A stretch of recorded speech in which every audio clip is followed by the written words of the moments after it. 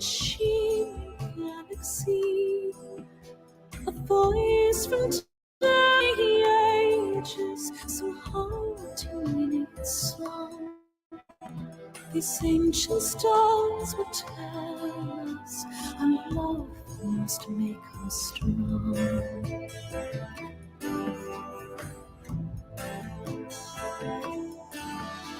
The breeze had wrapped around me as I stood there on the shore and listened to this voice like I never heard before.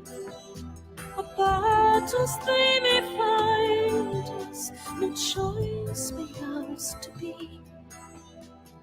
Hold the banner proudly, and truth will set us free.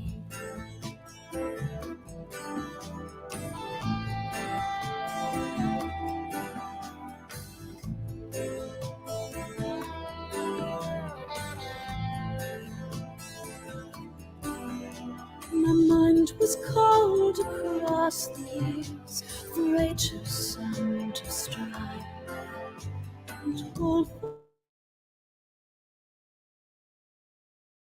for a taste of life.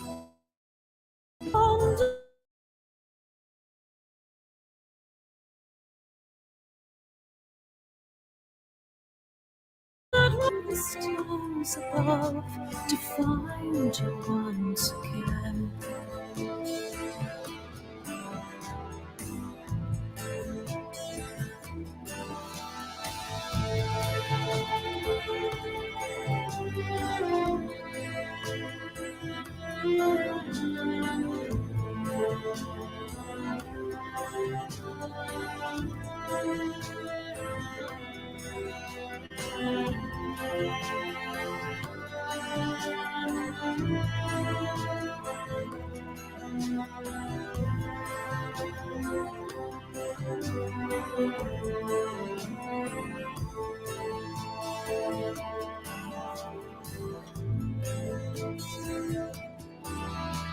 We traveled the wide oceans, heard many call your name. Sword and gun and hatred, it all seemed much the same. Some used your name for glory, some used it for their gain.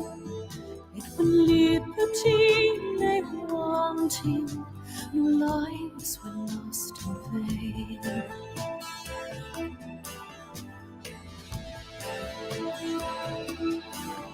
Is it not a place to wander as the sky does weep with tears? But all the living creatures look on with mortal fear.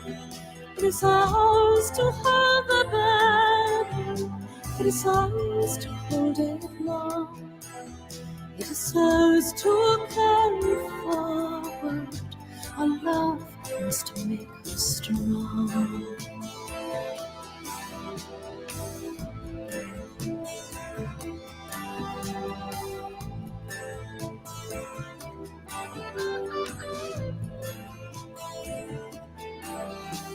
And as the one wind carried its song into the night, I closed my eyes and tarried until the morning light. As the last star it shimmered and the new sun's day goodbye, it was in this magic moment came this prayer from Mother Earth.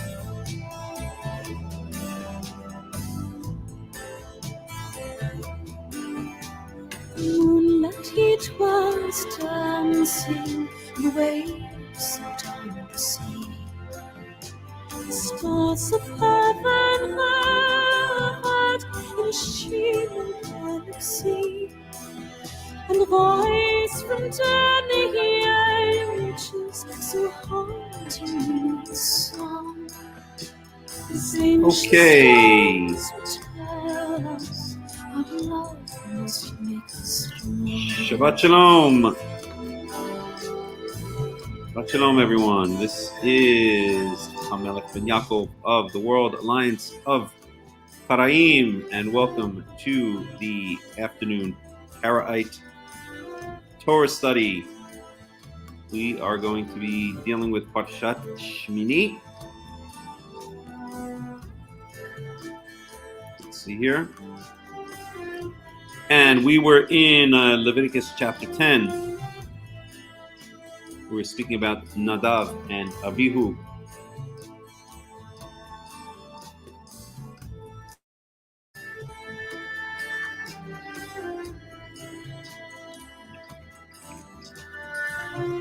So let's get an idea of who these people are. Nadav and Avihu, they're the first two of four sons of Aharon the Kohen. And I am going to share the screen differently.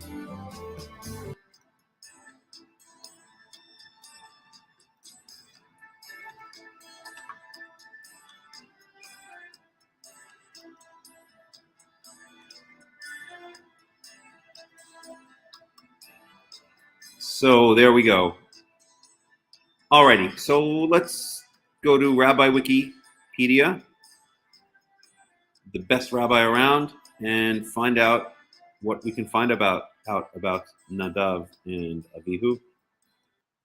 So we have Nadav and Avihu,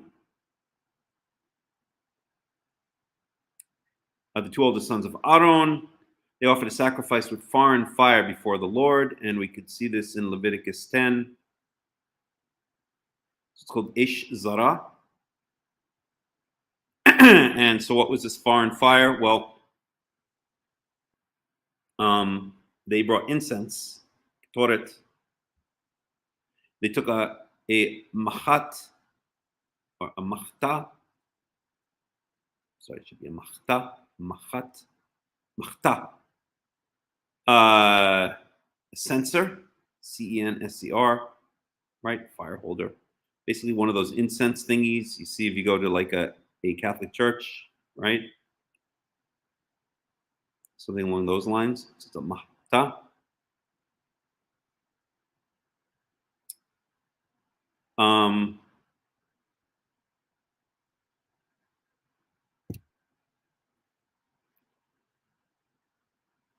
And let me just see the etymology of this word mahta.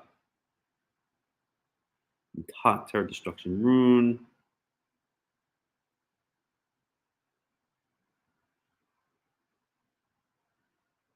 From hata. Snatch up.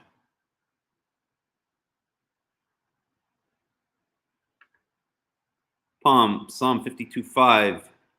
Itatzcha lanetzach. Yichatcha uyesachacha me ohel. So here we have the underlying roots. Yichatcha, snatch you up, take you away.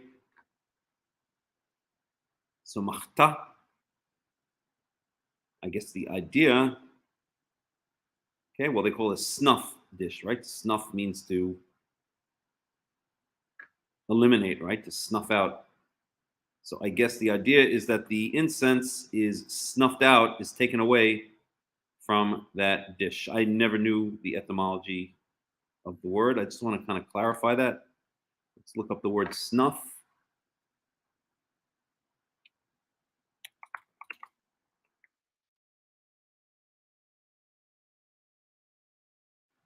Hello. Extinguish.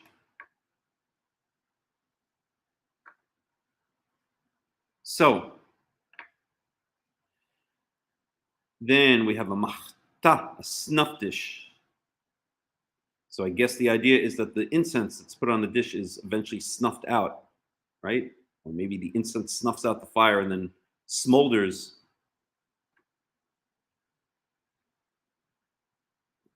Fire pan. Same as mechita in the sense of removal, a pan for live coals, sense of fire, snuff dish. So it's related to this word michita. Let's look at this word michita. So we have Samti Niv Tsarav Michita. So I've placed his strongholds to ruin. Ufi Evil Michita Krova, and in the mouth of a fool. Michita, destruction. Krova is nearby. Proverbs 10:15. Kiryat Ozo, the neighborhood. No, I'll translate the city of his strength. Michtat Dalim Resham, the destruction of the poor is at its head. So Michita comes from the underlying root chata we saw, right? Let's go check that out. Chata, not like chet tet aleph, like to sin, but chata, where were we? Chata, as in rub out, snatch up, rub out. Proverbs 6:27. Hayachta ish ish. Let's look at Proverbs 6:27. And it says, Hayachta ish ish b'haiko v'gadao lo tisarafna. Should a person snuff out or take up fire in should a man take up fire b'haiko in his bosom, v'gadao lo tisarafna, and his clothes not be burned. So take up fire, burn, snuff out fire, right? So that's the underlying root, not used in modern Hebrew that I could think of. So it's not used in modern Hebrew. There's going to be more of a chance that it's not known in general. Let's look at Isaiah 30:14.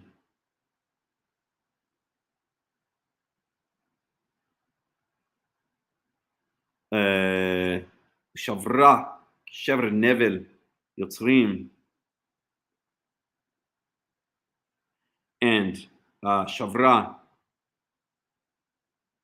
Wishavra, Shavra, with a nikud in the hay. So he shall break it, because we have the vav hifuch. Shever, as the breaking, nevel. So that's usually a wineskin or something like that. Nevel yotzrim, the wineskin or the bottle of the how would you say that? The artisan, the potter. Kaput lo yachmol.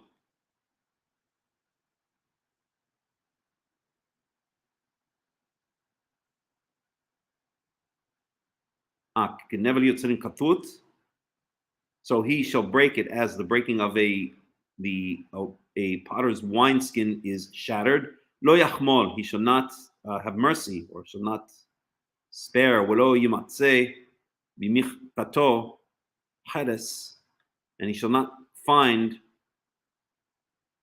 b'michtato. So this should not be the same word actually. Michtato.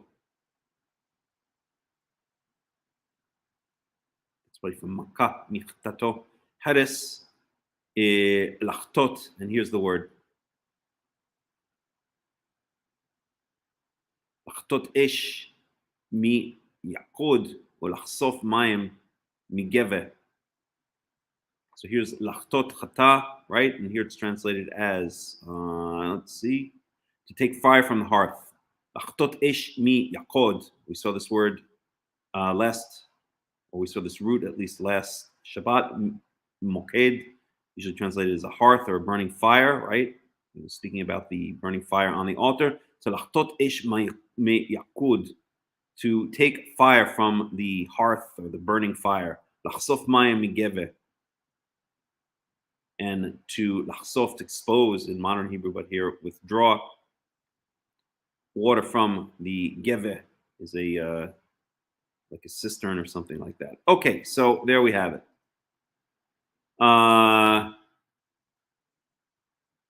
So we have the underlying root hata, which means to take up fire, right?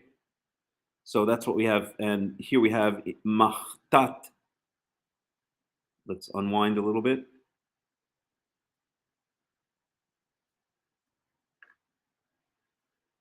So we have a machtat, or a machta, which is a fire holder, censer, snuff dish.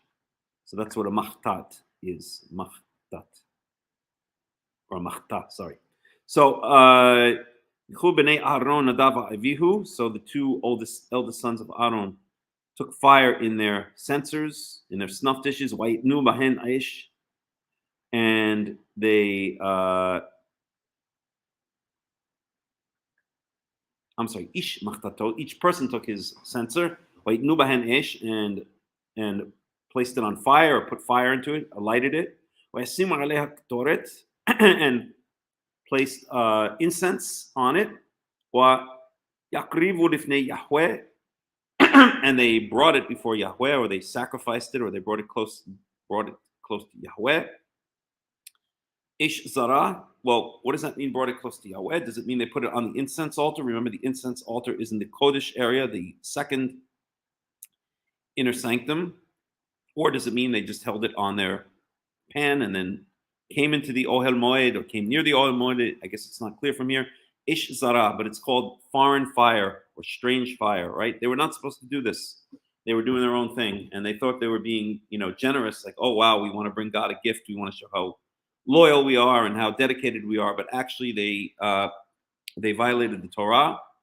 And as I mentioned this morning, this has great implications for Karaitism, because it shows that they did actually more than the Torah commanded, right? So we have the famous phrase "Lo tosifu v'lo tigra'u," right? Don't add and do not take away from the commandments which I give you, right? We Karaites quote this all the time, that we should not add and we should not take away from the law, right? And adding to the law is just as bad as taking away from the law. And I actually have a video on this many, many years ago, in 2013, was it? Or maybe even 2009, when I rode across the country. I drove across the country, meaning the United States. And let's see if I can find this video.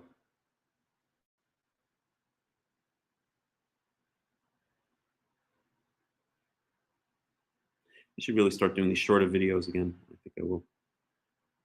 Here it is, 9 years ago. So that's 2013. So that was my second trip across the U.S. with my good friend Shia. Let me just, I can post the link for anybody who wants to watch it.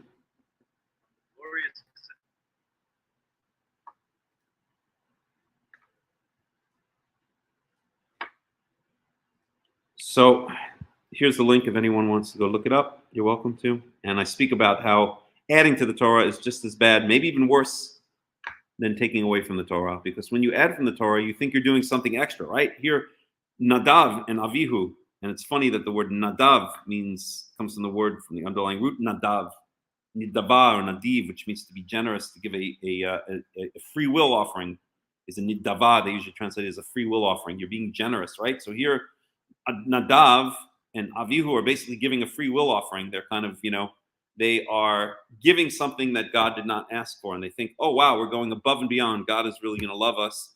And instead, what does he do? He kills them. He basically burns them to death, right? He extinguishes them because they're going above and beyond, violated the rules of the tabernacle. Now, the Torah, quite frankly, is very flexible in many places, right? It really is. It might seem like a very exacting kind of law, but it's very flexible. But one place that it's not flexible is the laws of the sacrifices. They're very specific and strict rules. What happened here? Oh, I know what's going on. Got kicked off Facebook. I said, oh, jeez. Okay, I think I know what's going on. It doesn't matter. I can't deal with it now. One second here. Let me just see something.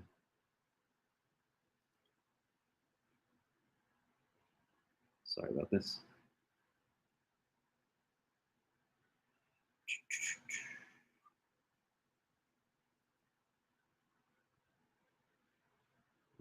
Okay. All right.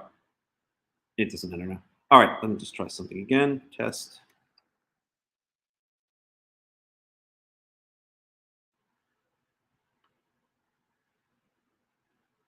Okay, the time could go through, I guess.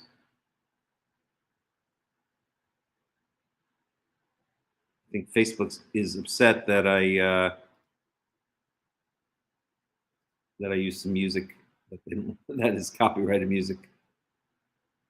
Okay, it doesn't matter. At any rate, if you get thrown off of Facebook, then you'll have to try YouTube or some other place. All right. Anywho, so getting back to that, so yeah, so Nadav and Avihu brought this extra sacrifice, and the Torah is very, very specific when it comes to the sacrificial system, right? Extremely specific, much more specific than in other cases. Some of the laws are very cryptic in other cases, right? For instance, what would be an example? Let's say Exodus 21.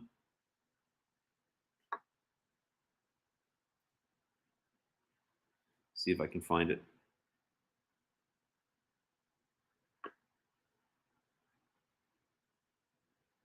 This would be a classic example. Oops, I don't have commentary.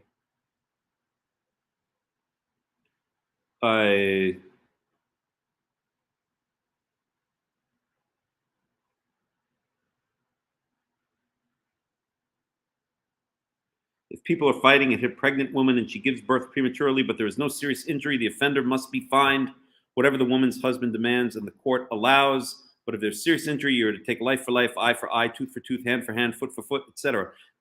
It's the law is kind of specific, but it leaves a lot to, I won't say the imagination, but the judges and the people involved get to make a lot of decisions based on the individual case, right? So that would be a classic example of the way I would say laws are generally applied in the Torah, right? It's kind of a general concept, and then the specifics are left to be worked out based on the individual case, based on the judges who hopefully are wise and God-fearing that are judging it. But when it comes to the sacrificial system and when it comes to anything attached to the tabernacle, the laws are very exact. There's very little room for interpretation or misinterpretation.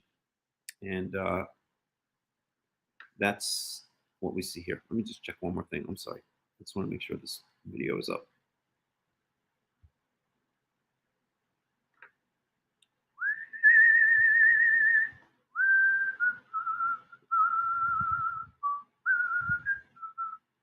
Pages.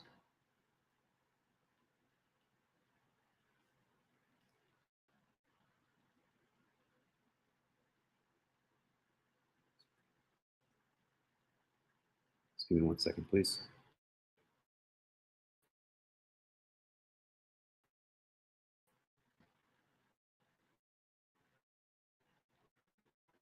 Good. Okay. So so that's what happened. So poor Nadav and Avihu thought they were doing the right thing, but they were actually losif. They were actually adding to the Torah, which we're told not to add and not to take away from the Torah. And here again is the link. Let me see if I can try to share it one more time.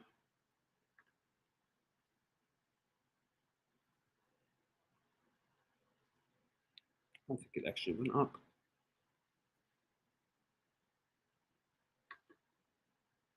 Alrighty.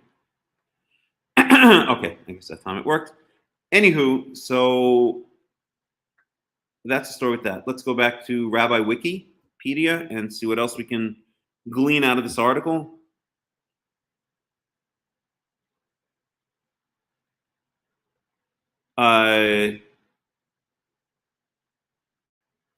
So Moses instructed Aaron and his family not to mourn, although people at large were permitted, and we'll get to that later in Leviticus. So background, Nadav and Avihu were the first two sons of Aaron the Levite by his marriage to Elisheva. So that's mentioned earlier in Exodus 4 or something like that. Exodus 6:23. From the tribe of Judah, they had 4 sons in total, the younger 2 sons being Eleazar and Itamar, who basically take over the family business once Nadav and Avihu died. During the Exodus journey, after the Israelites' affirmation of their covenant with God, Avihu and Nadav accompanied Moshe, Aaron, and the 70 elders up to Mount Sinai. And we see that in Exodus 24. There they saw God with great clarity, walking on a pavement of sapphire stone, and shared a meal in God's presence without being harmed as a result. So that's Exodus. Okay, Exodus 19. That's what I thought. Oh, Exodus 19 and 24. Aaron and his 4 sons were the first priests appointed as the priestly system was established by God.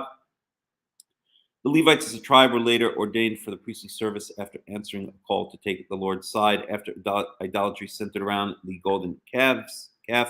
After the death of Nadav and Avihu, Eleazar and Itamar took their place as places of priests because neither Nadav nor Avihu had any sons.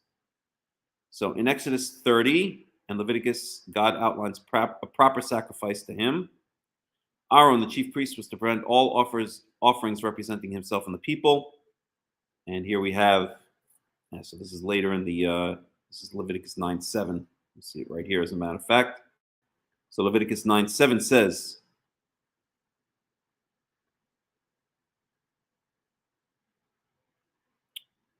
no, sometimes the numbering system is a little bit different.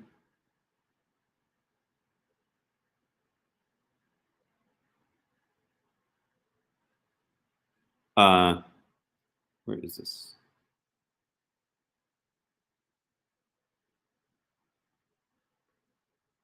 All right, well, the numbering system here is a little bit different, so it doesn't matter. Moses said to Aaron, come to the altar and sacrifice your sin offering and your burnt offering and make atonement for yourself and the people. Sacrifice the offering that is for the people and make atonement for them as the Lord has commanded.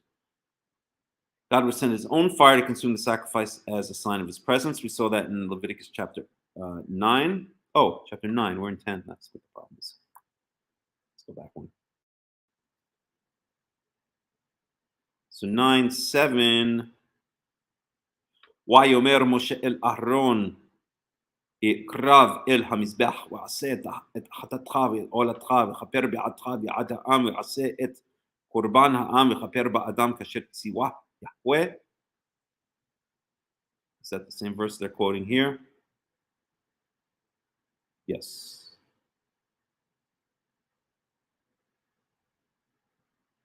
And then it says later on in chapter 9,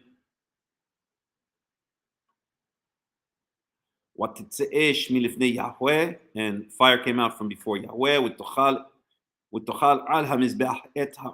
and consumed on the altar the burnt offering and the fats, the forbidden, what they usually translate as forbidden fats.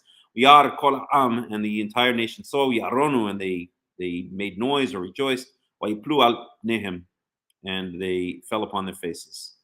So again, that's just pointing out there's a certain that God is sending down fire to consume the sacrifices. When Nadav and Avihu lit the offering in the censers themselves, their fire was profane, and thus God was not in it.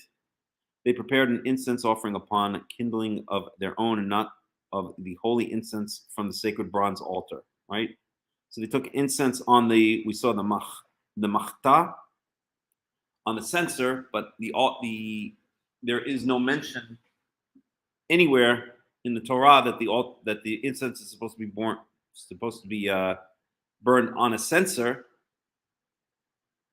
Instead, it's supposed to be burned on the bronze altar that's in the Kodesh, in the inner sanctum, where you have the incense altar in the middle. On the left, you have the menorah, and on the right, you have the showbread.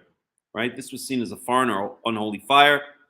Zara, Aaron's son, spurned the command to wait for holy fire and offered incense with profane fire. Anyone who altered the sacrificial system assumed the prerogative belonging to God alone. Right. So after the death of Nadav and Avihu, Moses dictated what was to be done with their bodies. So we'll get to that in just a little bit. In fact, let's go back to the Hebrew here. We can read on. Let me just...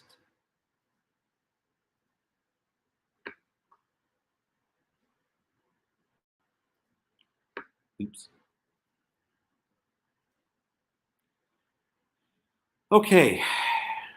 Let's go back to Leviticus 10.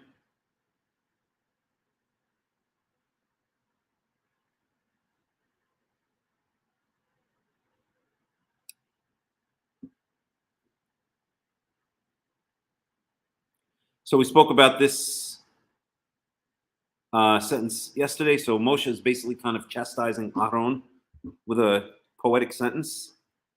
saying, with those who come close to me, I shall be sanctified, or I should be sanctified, meaning we saw this morning that this most probably refers to the priests, the Kohanim. But we can maybe translate this now, in front of the faces of all the people, I shall be glorified. Okay, I should be sanctified by the priests, but now I will be glorified in front of all of the nation. Right? Meaning, if the priests are not going to do things right, then by publicly executing them, then that's how I'm going to gain my glory. If the priests are not going to glorify me in the right way, or not going to sanctify me in the right way, I'll show them my glory by publicly executing them. Oidom Aaron, and Aaron said nothing. Dam remained still. Okay, Aaron had nothing to say. So how would I translate this? Moshe said to Aaron. So now Moshe is giving this kind of pithy little statement, this little poem, you could say, to Aaron, to chastise him or to explain the situation, right? Saying, Bekrovai Kadesh, through those close to me, the priests, I should be sanctified. But if not, I will be honored before all of the people. And Aaron had nothing to say. Aaron could say nothing. Okay? Verse 4, Vayikra Moshe el Mishael wa el Tzafan. So it's a very sad incident, obviously. Bnei Uziel, Dod Aharon, V'yomer Alehem. So now Moshe calls out to these two guys, Mishael and El Tzafan, Bnei Uziel, Dod Aharon. So who is this Uziel? The uncle of Aharon.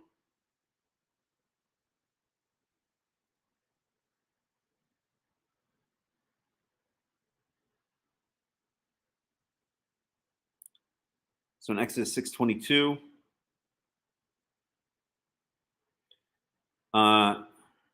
we have some of the genealogy of Aaron. So just look at it. We're not going to go through the whole thing. So this goes up to Levi. Here's Levi. Gershon, Kahat, Merari. Anyway, here's the family tree. Maybe an easier way to do it would just be to look at the family tree. But we don't need to. I don't want to spend time on it. We'll just get too sidetracked. So let's close that out.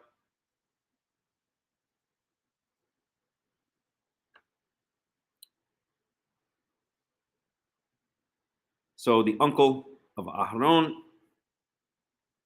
V'yomer Alehem Kirvu. So this is now Yikra Moshe el Mishael wa el Tzafan b'nei Uziel Dod Aharon. So if Uziel is the uncle of Aharon, then Mishael and El Tzafan are Aharon's first cousins, right? That's the way it should work itself out. So Moshe calls Aharon's first cousins, V'yomer Alehem Kirvu se'u et achechem. So come close, approach. Use that word kirvu, which is used a lot, right? Meaning to come close to God. We saw that this often applies to the Kohanim and the Levites when it says kirvu, to come close. That it's the Kohanim that come close to God. But here it's being used for them to come close to the dead bodies. Lift up your brothers, meaning the dead bodies of your brothers, and they're not brothers, they're first cousins, which again shows that the word ach, which literally means brother, often by extension means kin, and it's often translated as kin. From before the face of the holy area.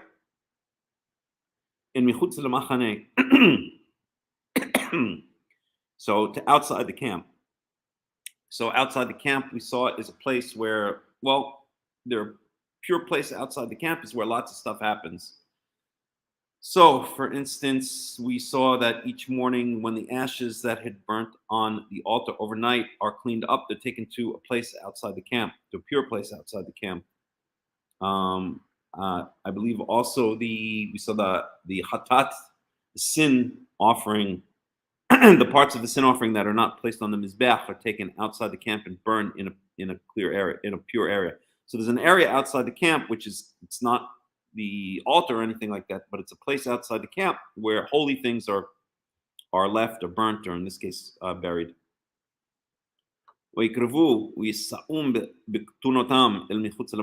they came close, or they approached, and they lifted them up by their, and it's careful to say by their ketunot, is tunics. So they didn't actually touch their bodies. I think Wikipedia points it out. El michutz lemachane, outside the camp, and brought him outside the camp. Kasher diber Moshe, as Moshe had spoken. So let's look at that a little bit. So burial after the death of Nadav and Avihu, Moshe dictated what was to be done with their bodies. He told Mishael and Tzafan, the sons of Uziel, Aaron's, his own and their sisters Miriam's uncle, to carry the bodies away from the sanctuary to a place outside the camp. He specified for Mishael and Tzafan to be careful to touch only Nadav and Avihu's tunics and not their bodies. So Leviticus 10:4-5.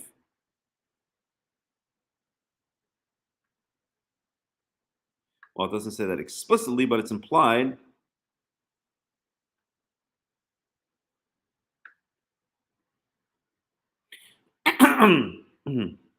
The first concerns in burial were to prevent what is holy from being defiled and the service of God from being disrupted. The corpses had to be removed immediately because to allow the uncleanliness of the bodies to remain in the sanctuary, invoke God's wrath again. Okay. The bodies were lifted up by their tunics to avoid direct physical contact. This did not prevent the carriers from becoming ritually unclean, but lessen the time and procedures needed to restore them to ritual purity. Okay. So let's see here. So we are up to verse 6. Vayomer Moshe el Aaron ule Elazar ule Itamar. So those are the two youngest sons of Aaron who are still alive. Banav, his sons. Rashechem al tifra'u. Do not let loose your hair or uncover your hair, which is a sign of mourning. Uvichadechem lo tiframu. And do not tear. Again, it's usually kara, at least in modern Hebrew. Here it's to rend. Only 3 occurrences.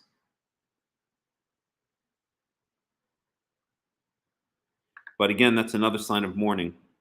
Ulot tamutu. So you should not die. So in other words, Aaron, Elazar, and Itamar, who are now, well, they're still, acting as priests, right? It's the 8th day. We saw that in Leviticus 9, right? That's the name of this parsha. Shemini. So 7 days of inauguration, and now they're actually starting their duties, assuming that this is in chronological order. Then this is the 8th day or thereafter. And so basically Aaron and his two youngest sons, the younger brothers of Nadav and Avihu, were told not to carry out any mourning rituals.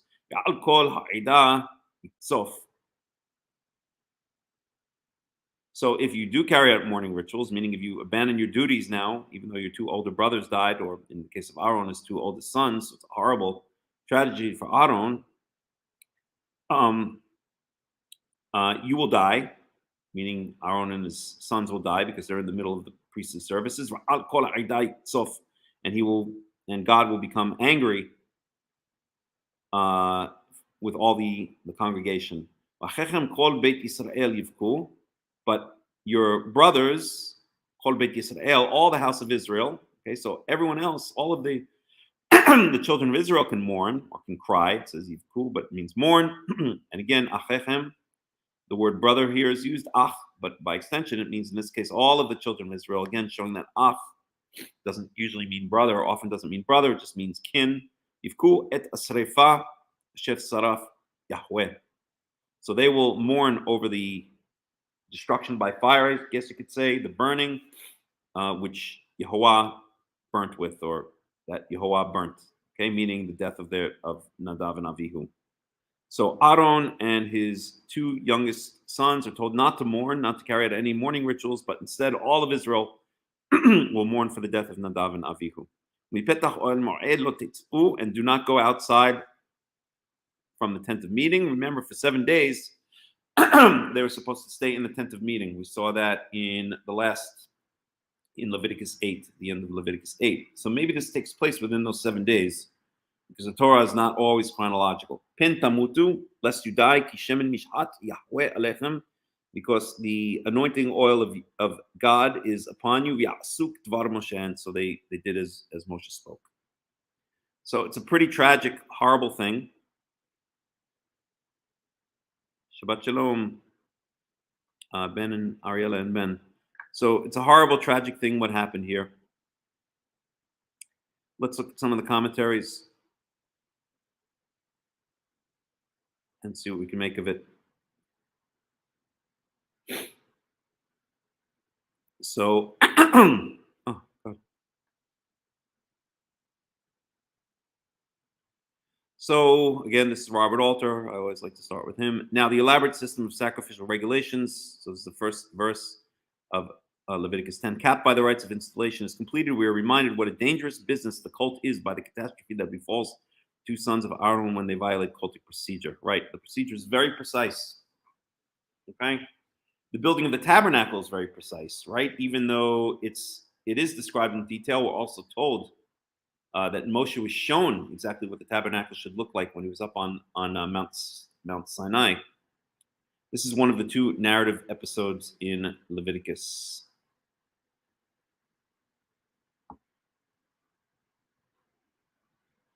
Okay, put fire in it. This is talking about the machta, the censer or the fire pan. This is in verse 1. Practically, as many modern commentators have filled the fire pans with glowing coals, not an actual fire. The literal sense of fire is worth preserving because it makes evident the measure for measure enactment of divine justice. In other words, Nadav and Avihu, they brought false fire. That's what Robert Alter is saying. So they were burned by fire, fire that came down from God. As we also saw in the previous verses, the very same fire, in fact, almost the same words are used, that was brought down to burn the sacrifices, right? So fire came out from before God and consumed upon the altar the burnt offering and the fats, and all of the nation saw, etc., etc. And we have exactly the same phrase here. Where is it? And fire came out from before Yahweh and ate them. In fact, this is worth pointing out. Okay, that's basically, it's like I meant it to be almost ironic, right? It's the same phrase exactly. So here we have in Leviticus 9. I'll post it. So we have in Leviticus 9. So this is 9:24.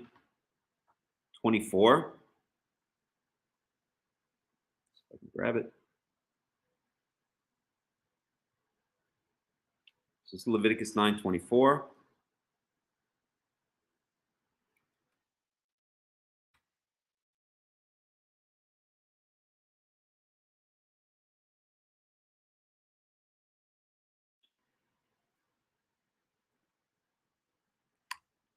And then we have Leviticus 10.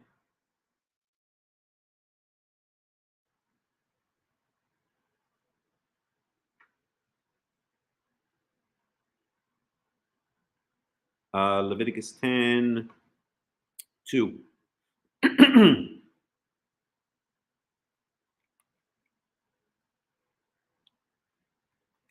And I have to say, I remember when I was first in yeshiva, I'll tell that story in a second. So let's paste this up here. So we have Leviticus. We could see exactly the same phraseology, right? What titzeh ish milifnei Yahweh v'tochal. What titzeh ish milifnei Yehovah v'tochal. So here it says, what titzeh ish milifnei Yahweh v'tochal al hamizbeach et ha'olah, etc.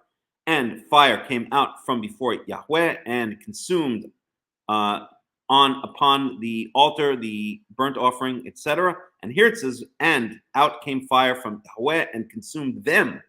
Right? It's almost ironic. It reminds me of what's the verse I'm thinking of? A certain verse that I'm thinking of. Yes, with the baker, right? In one case, there's a good report, right, that your head will be lifted up. This is in Exodus. No, I'm sorry, in Genesis, maybe around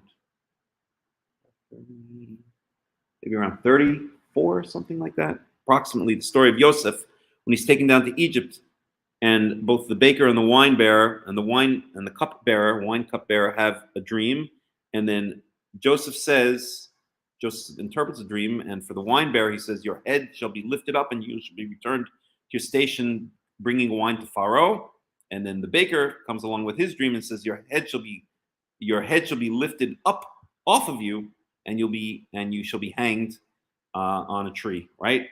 So the same phraseology, right? One for good, one for bad. In fact, let's take a look at that, because the Torah often uses humor. It's not exactly humor here. It's not a humorous situation, but uses irony, shall we say. So let's look at that. That's going to be in Genesis, approximately 34 or so.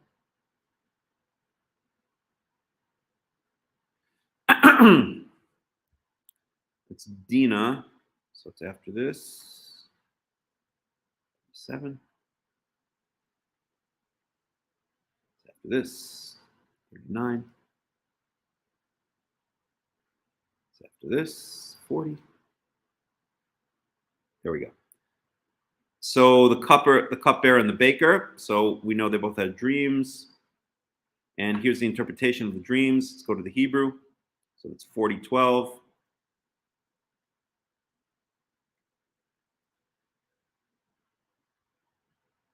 Oh, rats. 40. One more time. Okay. We don't have to do the interlinear one. So 40:12. Wayomer lo Yosef, and Yosef said to him. Oh no, we have to go back. We can skip. So this is the cupbearer telling his dream. Yosef, and so Yosef says to the cupbearer, this is its interpretation. Sarigim, the 3 branches of the vine, Shloshit Yamim Hem, represent 3 days. Verse 13,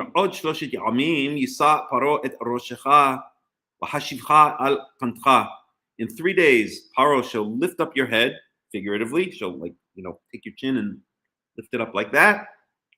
And return you to your post. And you shall hand and you shall give the wine glass of Pharaoh into his hand, kamishpat harishon, as literally according to the first judgment, but it means as you did before. When you were his cupbearer. Okay. And if you remember me, so then Yosef asks the wine bearer to remember him, and of course says, forgot him. But let's go ahead now to the Sarah Ophim. This is the baker. Tov patar v'yomer el Yosef. Then he tells his dream. And we want to go now to Genesis 40:18. An Yosef yomer ze pitonono shloshit hasalim. This is its interpretation. 3 baskets.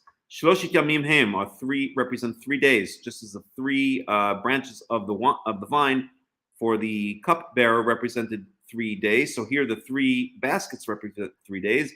Od shloshit yamim, and another 3 days. Yisaparo et roshcha me'alecha. Pharaoh will take your head up, will lift your head up off of you, and hang you on a tree. And the birds shall eat your flesh off of you.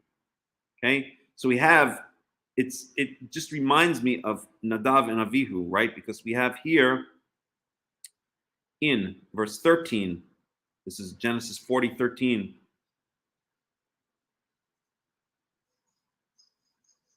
Let's take this. So this is, what was it, 40:13? So this is Exodus 40:13. We have this phrase. This is the cupbearer.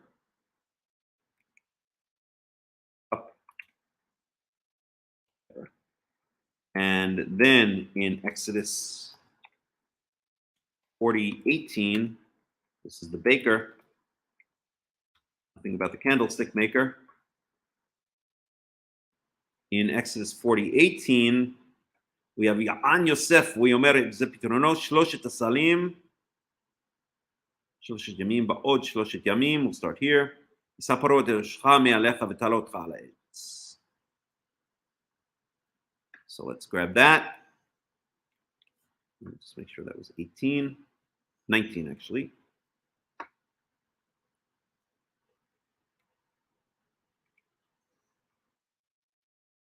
Space between this. No, it doesn't. But it doesn't matter. So here we have, once again, right, that same use of the phrase. The same phrase is used, one for positive and one for negative in Exodus 40, right? For the cupbearer.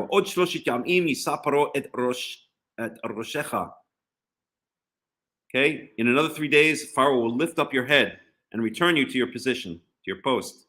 And then for the baker, it's exactly the same thing. Here it says et roshecha, and here it says et roshecha. I didn't include the right one. It should say et roshecha me'alecha. Okay, Pharaoh will lift up your head off of you. Right. So here we have the use of one phrase for the positive, for the cupbearer, the use of exactly the same phrase, slightly altered for a negative connotation. That's for the baker. Now we go back to Nadav and Avihu. Right. We have the same kind of thing. In Leviticus 9:24, it says, "Watetzeh esh milifnei Yahweh v'tochal." And here it says in Leviticus 10:2, "Vatetzeh esh milifnei Yahweh v'tochal." Here, the fire came out of God and consumed the offerings. Here, the fire came out of God and consumed Nadav and Avihu when they died. Right? So that's the point that I'm trying to make. I wonder if any of the commentaries pick up on that. I have a feeling no. Well, let's again look at a little bit more Robert Alter here.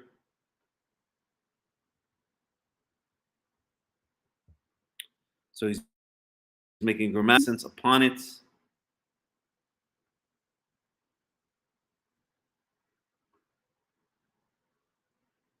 Ish machatov yitnu bahen ish. So that bahen is referring to the machtat or the machta. That's what I believe he's saying here.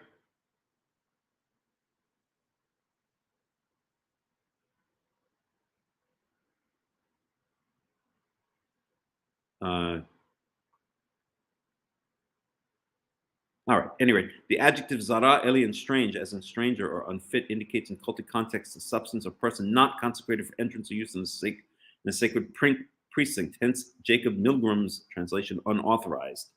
The consensus of modern interpreters with precedence in classical midrash is that fire is alien because it has been taken from a profane source, e.g., coals taken from an ordinary oven. Incense has been put on top of the coals, which leads Milgram to conjecture that the story is a polemic against practice of burning incense to the astral deities, for which actually there is scant archaeological evidence in the Assyrian period, blah, blah, blah. Okay, so, I'm not sure I agree with that interpretation at all. It just means that the Eish is Zara, so this guy who Robert Alter quotes often, at least on for Leviticus, says that it was fire because the coals were not taken off the incense altar.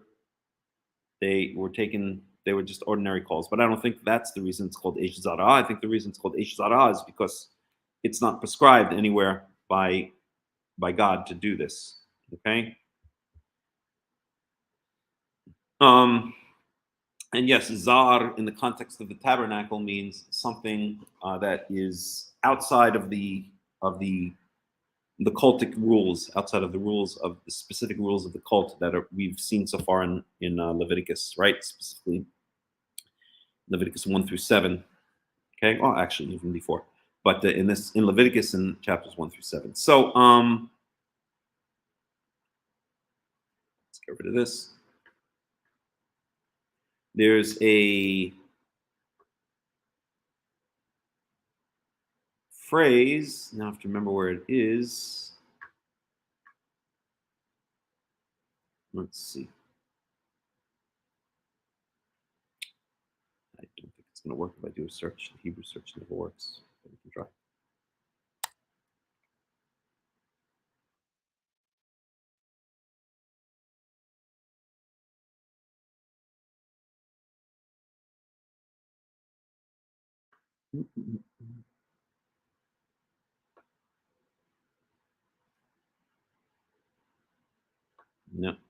I might be spelling it wrong. There might be yud in there.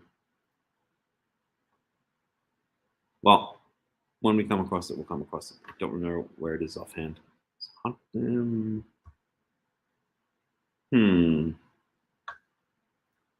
not gonna look for it now. All right, I wanted to make a point, but I can't find the verse I was looking for. Okay, so verse 2, fire came out from before the Lord. This is the same phrase used in 924 to report the act of divine acceptance by which a supernatural flame consumes the offerings on the altar. The zone of the holy where the divine presence takes up its headquarters is intrinsically dangerous and, from a certain point of view, radically ambiguous. Okay? When proper procedures are followed, a virtual obsession of the priestly writers, miraculous signs of God's favor are manifested. When procedures are violated, God becomes a consuming fire. Okay? We spoke about this morning, so I'm going to skip this. Your brothers, the term is used in its frequent, extended sense of kinsmen. That's exactly what we said earlier when we were looking at the Hebrew. Since Mishael and Elzaphan are actually the cousins of Nadav and Avihu. I guess that's precisely what we said earlier. In their tunics, Rashi proposes that divine fire miraculously killed Nadav and Avihu without damaging their clothes. This interpretation may not be fanciful, for in an ordinary fire by death, the garments would surely have been burned. Okay, whatever. Just because Rashi, or as I like to call him, Rash, proposed, that doesn't make it true. That's an interesting idea, though. Your heads you shall not dishevel, nor your garments rend. That is, you're not to perform any of the conventional gestures of mourning, right? So that's what we said. These are typical mourning rituals mentioned many times throughout the Tanakh. For your sons have perished in violating the very trust of the sanctuary that has been given to you and your descendants. Instead, you may allow the people as a whole to take up the burden of mourning. Right.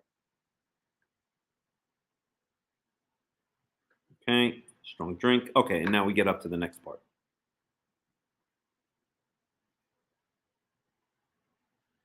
So that's it. And now we get down to verse 8. Any questions, any comments so far? Anybody want to say anything, add anything, delete anything? Anybody want to losif or ligroa, add or take away? No? All right. So then let's move on.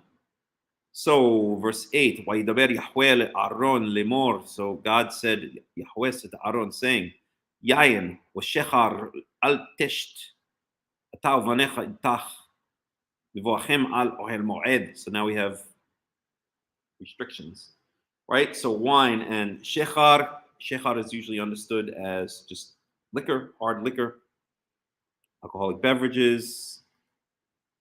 Okay, strong drink is how Robert Alt translates it.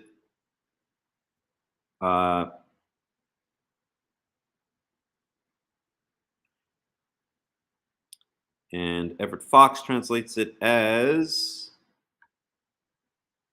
intoxicant. Rashi, Rash. Let's see if Rash has anything to say. כאן שצרתן של תלמידי חכמים מוטלת על הכל יתאבל בה. Okay, that's nice. בבואכם אל אוהל מועד אין לי אלא בבואכם להיכל בגישתם למזבח מניין. נאמר כאן ביאת אוהל מועד ונאמר בקידוש ידיים ורגליים ביאת אוהל מועד מה להלן. Okay, I'm going to skip that. It doesn't really rely to exactly what we're saying.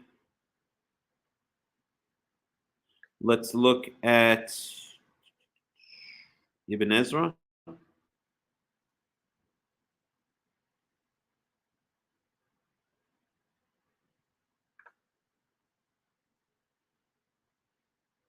So this is Leviticus 10:9.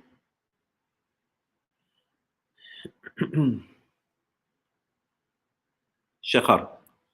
Hawisumi mean chita or dvash. So that anything that is done, any liquor, in other words, any alcoholic beverage that is made from a type of chita. Chita is wheat, or dvash, or honey. So liquor made from honey is called mead, mead, or tamarim, or dates, ki hayayin mashchit hada'at, because wine destroys the common sense, destroys the senses, l'shotav, of its drinkers, v'yit'arbevu lo hadvarim, and within it or because of it, things can get mixed up. Al ken ulavdil ki ata kohen gadol, להבדיל בין מקום הקודש ובין החול.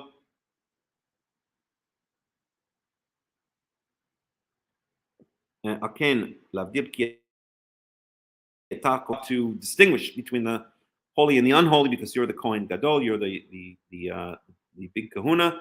ותבדיל בין מקום הקודש ובין החול, and to distinguish between the holy places and the profane or the regular places. who מלשון חלול גם ייתכן בין יום קדוש לחול.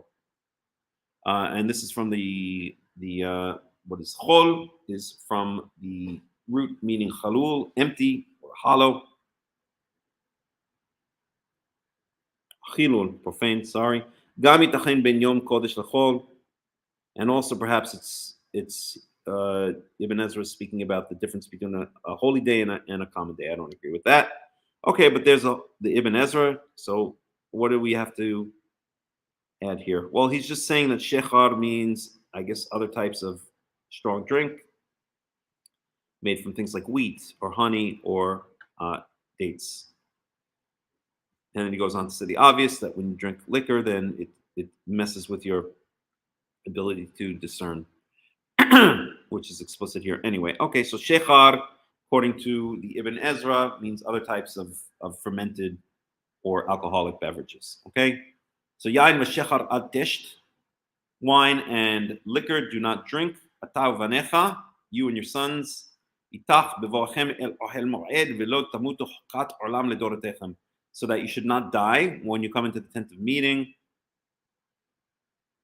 Or as we said, what are we calling the ohel moed? Where's my list of translations? No, I didn't put it down. We'll call it the tent of meeting. V'lo tamutu, and you should not die. Chokat olam ledorotechem. This is an internal statute throughout your generations. So the big question I have here, does this imply that Nadav and Avihu were drunk? Is that why this law is being brought now? Lavdil ben hakodesh ben hachol, because, so this is a Moshe, this is Yahweh speaking directly to Aaron. So Aaron, this shows that Aaron was a prophet, just like Moshe. It doesn't say Moshe spoke to Aaron, or it doesn't say Yahweh spoke to Moshe who told Aaron. In this case, it says Yahweh spoke directly to Aaron, which is interesting because I don't remember this happening very much. Yahweh speaking directly to Aaron. It's usually Moshe says to Aaron. So maybe Yahweh is comforting Aaron by speaking to him directly or something like that. We'd have to see how often this phrase appears, that Yahweh speaks directly to Aaron. Another explanation would be that it implies that Yahweh is speaking to Moshe, who in turn is telling Aaron. But I don't think so, because it says here directly that Yahweh spoke directly to Aaron.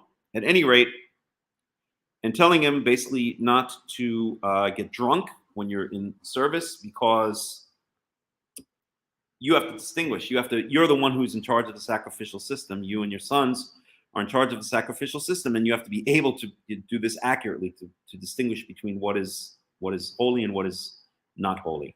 Okay, la'orot et bnei Yisrael kol hachukim asher diber Yahweh alehem bi'ad Moshe, and to instruct the children of Israel all of the laws which Yahweh spoke to them through the hand of Moshe. So it's talking about all the laws of the Torah. Is this implying that that Aaron, the Kohanim, are responsible for teaching all of the Torah to Israel?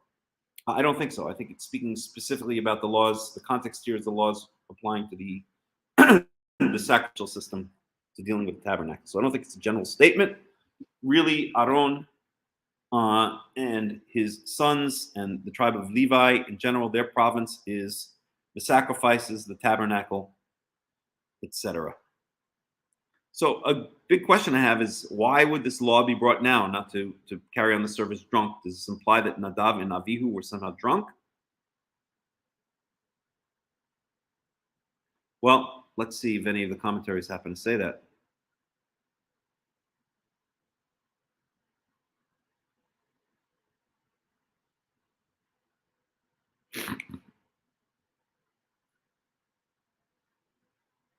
Oh, Ibn Ezra doesn't really have much to add there.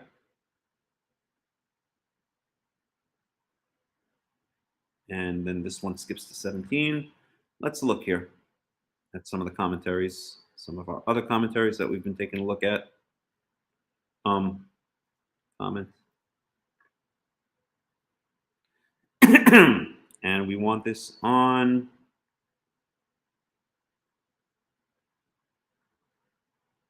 eight. So Leviticus 10:8.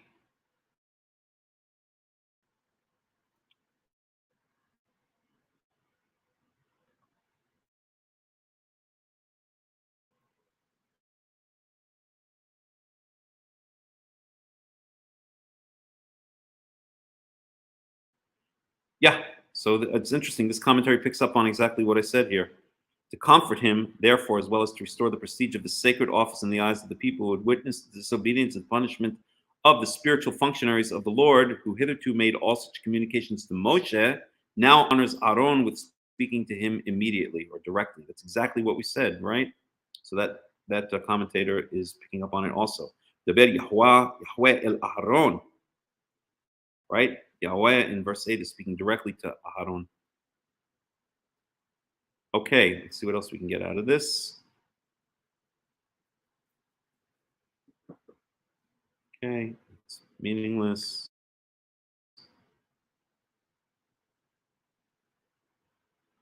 Get that. Yeah. So here it's picking up on this, right? Has given rise to an opinion entertained by many that the two disobedient priests were under the influence of intoxication when they committed the offense, which is expiated only by their lives. But such an idea that the presumption is in its favor is nothing more than conjecture. I would agree exactly with that statement. Okay, Jameson Fawcett Brown Bible Commentary, whatever that is.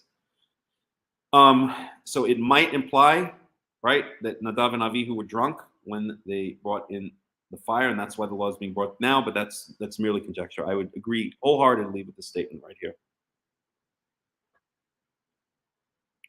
Because he was a prophet, Ibn Ezra says, but the reason rather seems to be because he was the high priest and now invested with his office and in the execution of it.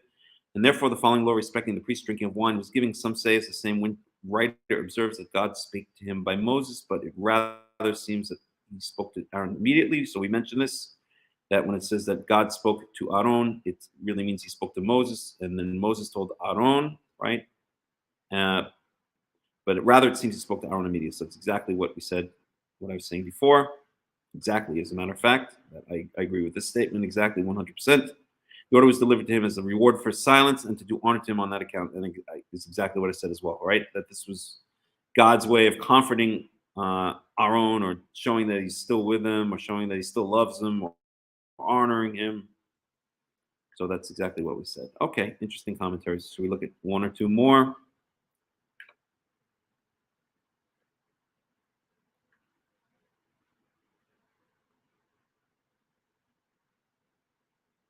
So again, here this commentary is speculating that maybe Nadav and Avihu were drunk when they brought the Ish Zara, the foreign fire.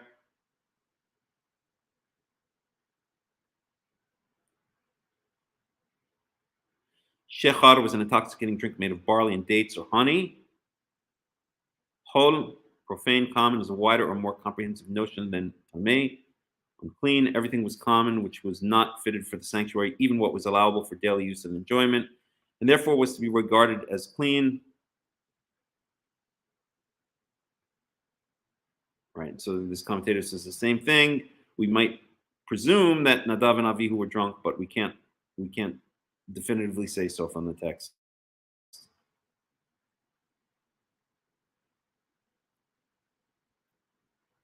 Okay, so there are some commentaries. Alrighty. Any comments? Any questions? Anyone want to say anything? Anyone want to add anything?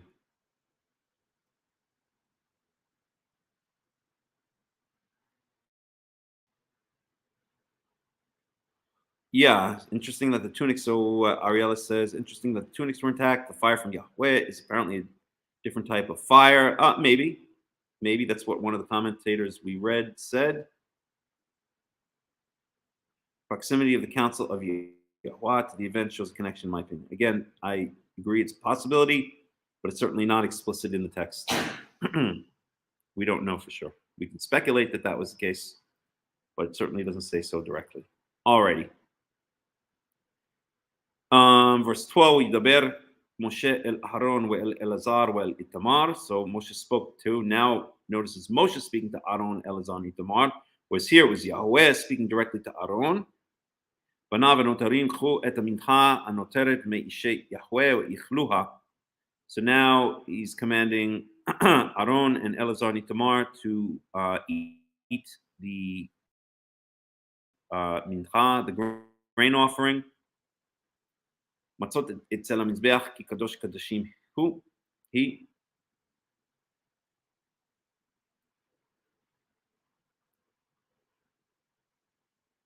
So I guess this is talking about the grain offering that was brought in Leviticus 9, I think it was. No, Leviticus 8, I mean. Sin offering, burnt offering, ram of consecration. First offering is Aaron. Sin offering, the burnt offering, the offerings for the people. Well, somewhere there's a grain offering, and that's probably what it's speaking about here. In other words, they should continue on now with the rituals that they're supposed to carry out. And eat it in a holy place.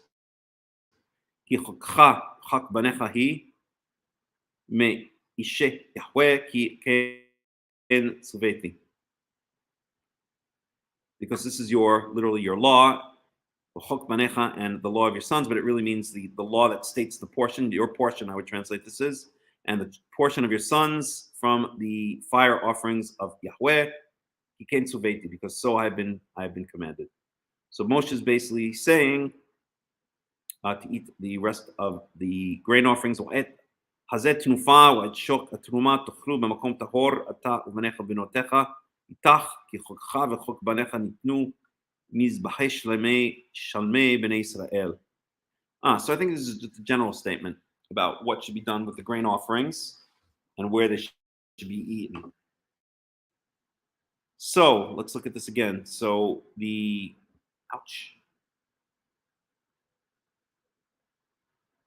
So the grain offerings have to be eaten near the altar in a holy place. hazeh tnufa at shok truma tochlu b'makom tahor ata v'necha. So now we're talking about the peace offerings. So from the peace offerings, the shalmei, the peace offerings, so Aaron and his sons, they get, let's see, the fats go on the blood gets thrown at the altar, the fats go on the fire, and then Aaron's portion is the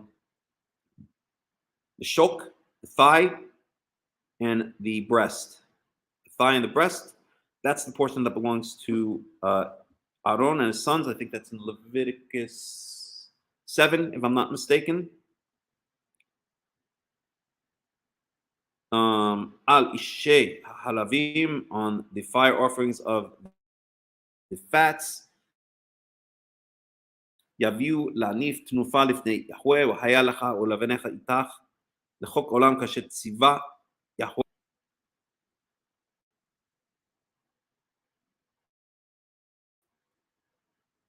Right, so you should eat it in a pure place. It says Makom Tahor, but it doesn't say Makom Chodesh. So the grain offerings, the portion of the grain offerings is supposed to, but the portion that Aaron and his sons get from the from the peace offerings just have to be eaten in a pure place.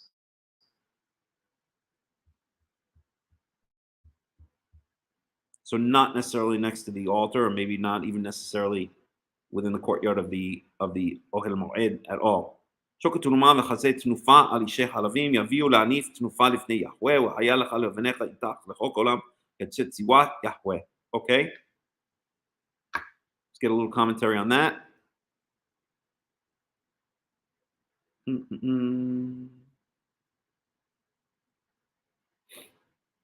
So that is 12 through 15. So Robert Alter doesn't have any commentary on that. Let's see if we can get some commentary here. So let's pick a specific verse.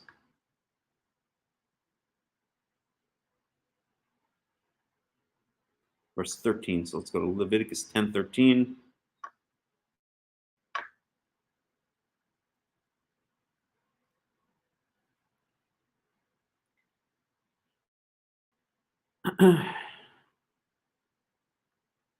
So Ellicott's commentary for English readers, right? That is in any part of the holy court. So these the rest of the grain offerings, right? So remember, with the grain offerings, the Kohanim are supposed to take the one handful of the grain and throw it onto the fire. That's God's portion, his zikaron, or I think it's his maskeret. It says either zikaron or maskeret. Either way, his portion, his remembrance, to remember him. And then the Kohanim get the rest. It also comes with oil and frankincense. And the Kohanim, if I remember correctly, get the oil and the frankincense. We saw this 2 parshas ago. Okay, and so all of this is supposed to be eaten in a holy place. And so this commentary says that is in any part of the holy court, it was not to be taken out of the precincts of the sanctuary. So within that, the outer perimeter of the Ohel Moed, right, of the courtyard of the Ohel Moed. Okay, this is just preachy. We don't want that. Beside the altar, what is called the holy place in Leviticus 10:13, Leviticus 10:17, it should be rather a holy place, any part of the holy precinct, as distinguished from merely a clean place, either within or without the court of the tabernacle. So that's exactly what we said, right? So here, for the leftover from, or the priest portions of the mincha, the grain offering, it has to be eaten in makom kadosh. Okay? Ichlu matzot etzel hamizbeach ki kadosh kadoshim hu v'chatem otam b'makom kadosh. Should be eaten in a holy place. That means within the perimeter of the Ohel Moed, of the tabernacle. However, when it comes to the peace offering, and why? Because it's called Holy of Holies. And remember, we saw last week.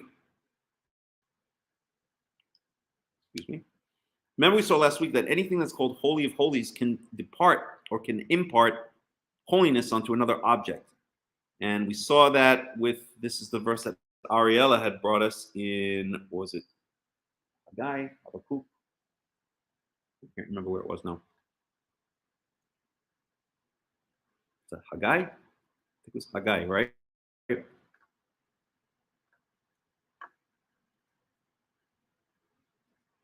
Let's see.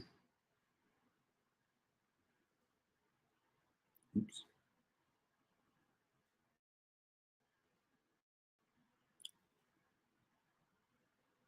Ariella, where is that verse again? If you remember. Is that Haggai? It definitely was not Habakkuk. Let's see where it was. I think it was Haggai.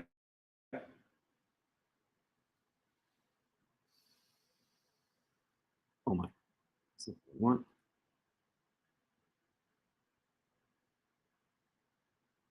No, it wasn't Haggai. The verse where the grain was inside the garment and it didn't impart holiness. Let's see if I can find it this way. 1 second here.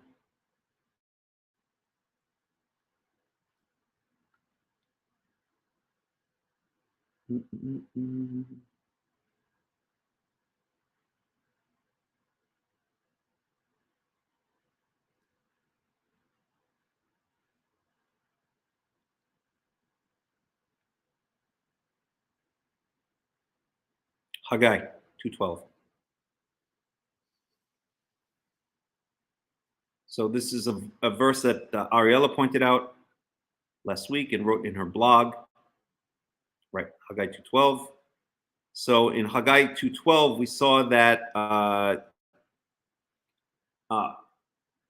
the grain offering. Well, let's look at it for 1 second.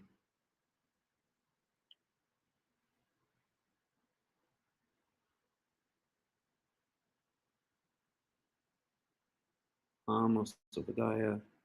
Okay. 2. And just stick with the English to make it flow a bit more quickly. So in Haggai 2:12, Haggai brings a mashal, brings a parable, I guess you could say, or at least a chidah, like a riddle. If someone carries consecrated meat, so that was meat in the fold of their garment, and that fold touches some bread or stew or some wine, olive oil or other food, does it become consecrated? So that was meat.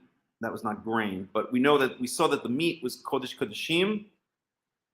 So the meat we saw would consecrate the garment, but the garment in turn would not consecrate anything else. That holiness passes only once, but unholiness passes indefinitely. Unholiness spreads almost like, not unholiness, impurity spreads almost like a disease, whereas the holiness spreads only once, right? So I think that's the idea we have here, that the grain offering is called Kodesh Kodeshim. We saw that anything that's called Kodesh Kodeshim spreads its holiness to one object. And so therefore, I guess the idea is it can only be eaten within the precincts of the tabernacle, because otherwise it would start spreading its holiness to everything all over the place, or anything that it touched, right? However, the portion that the priests get from the peace offering, which is meat, that's the thigh and the chest and the breast of the animal,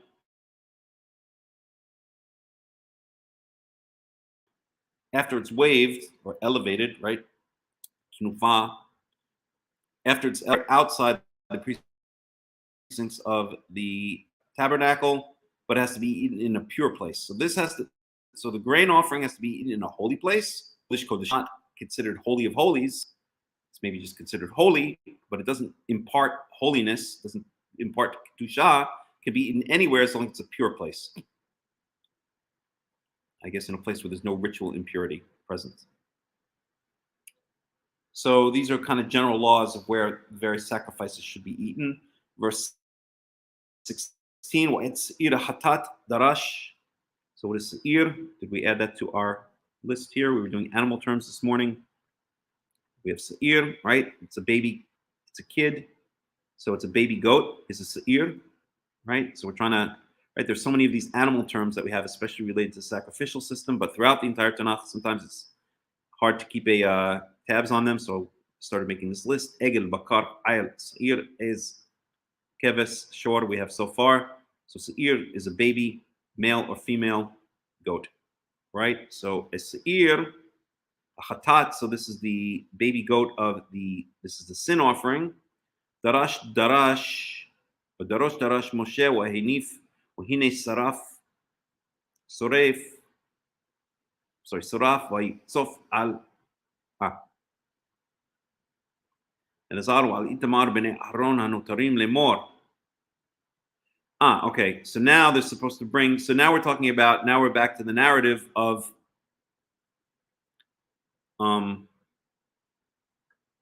the remaining of Aaron and his remaining sons. So they were supposed to eat the se'ir hatat, the sin offering, or atonement offering, or reconciliation offering of the baby goat. Darash Moshe, wahine saraf vayitzof al Elazar. So Moshe is, I want to get an English translation for this one. So this is 16, 10, 16.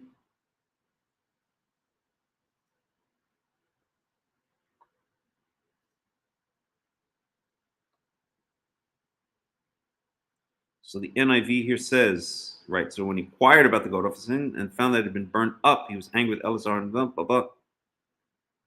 Okay, fine. All right, so let's go back to the Hebrew here. So this is 10:16. So regarding the kid, the baby goat of the sin offering, Moshe most definitely, darosh darash is repetition. Repetition also always represents emphasis in biblical Hebrew. Wahine soraf. It had been burned.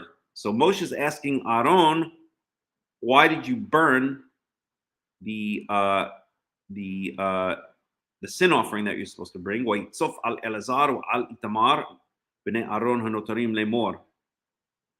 And he got mad at Elazar and Itamar, the two remaining sons, the children of Aaron, saying, "Madua lo chatem et hachatat b'makom hakodesh." Why did you not eat the sin offering in a holy place? Again, meaning within the province of the sanctuary, within the outer tent wall or the outer perimeter, within the inside the outer perimeter. Kekadosh kodashim he, because it's holy of holies. Again, if the sacrifice is holy of holies, it has to be eaten in a holy place. If it's not holy of holies, it just has to be eaten apparently in a tahor, in a clean or pure place. He ve'ota natan lechem laset et avon ha'edah lechaper aleh lifnei Yahweh, and it should have been eaten in a holy place. Why was it burnt but not eaten maybe not eaten at all, and not eaten in a holy place? Certainly, seeing that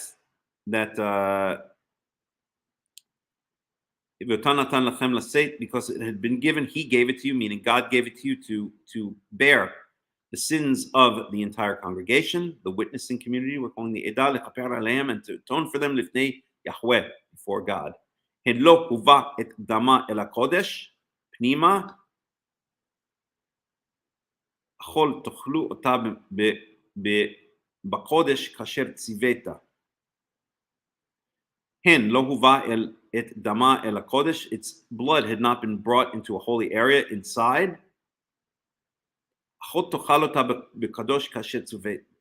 And you shall eat it in a holy place as you've been commanded. So basically, well, let's see exactly what's going on here.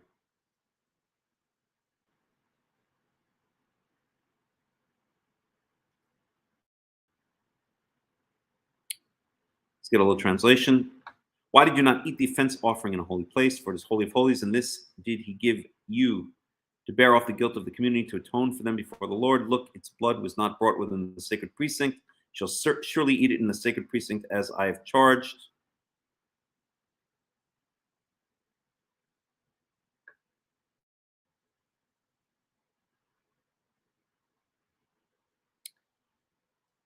Okay.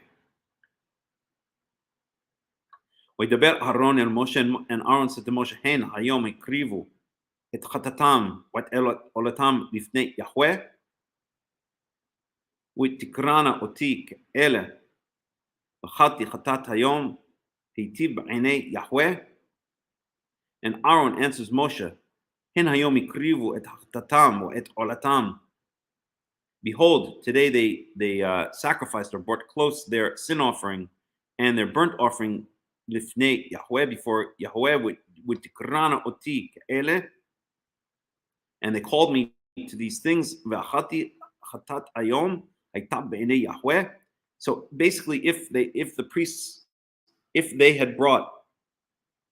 the sons, Aaron's sons had brought these offerings and they'd called for me is to eat it, and I had eaten the sin offering, would it be good in the eyes of Yahweh? Wishma Moshe, witab be'enav. And Moshe heard this,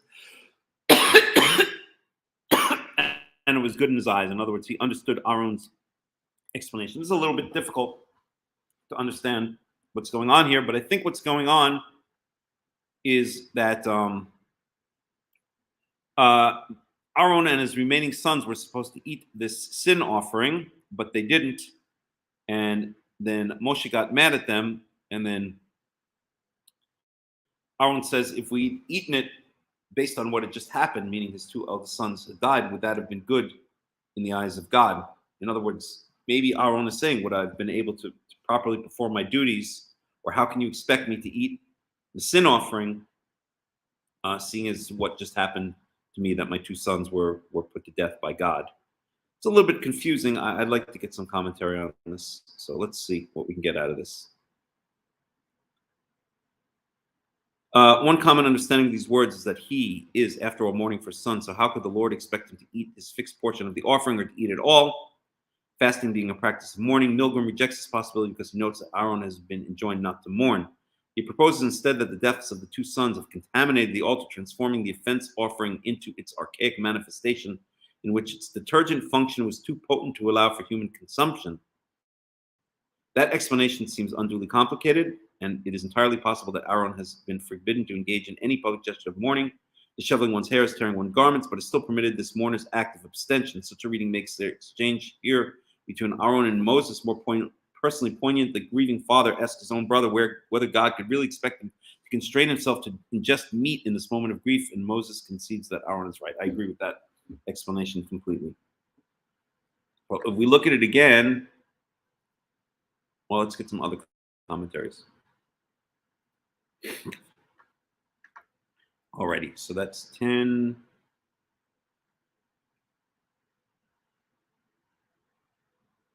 $19 really. So let's look at 10:19 commentaries.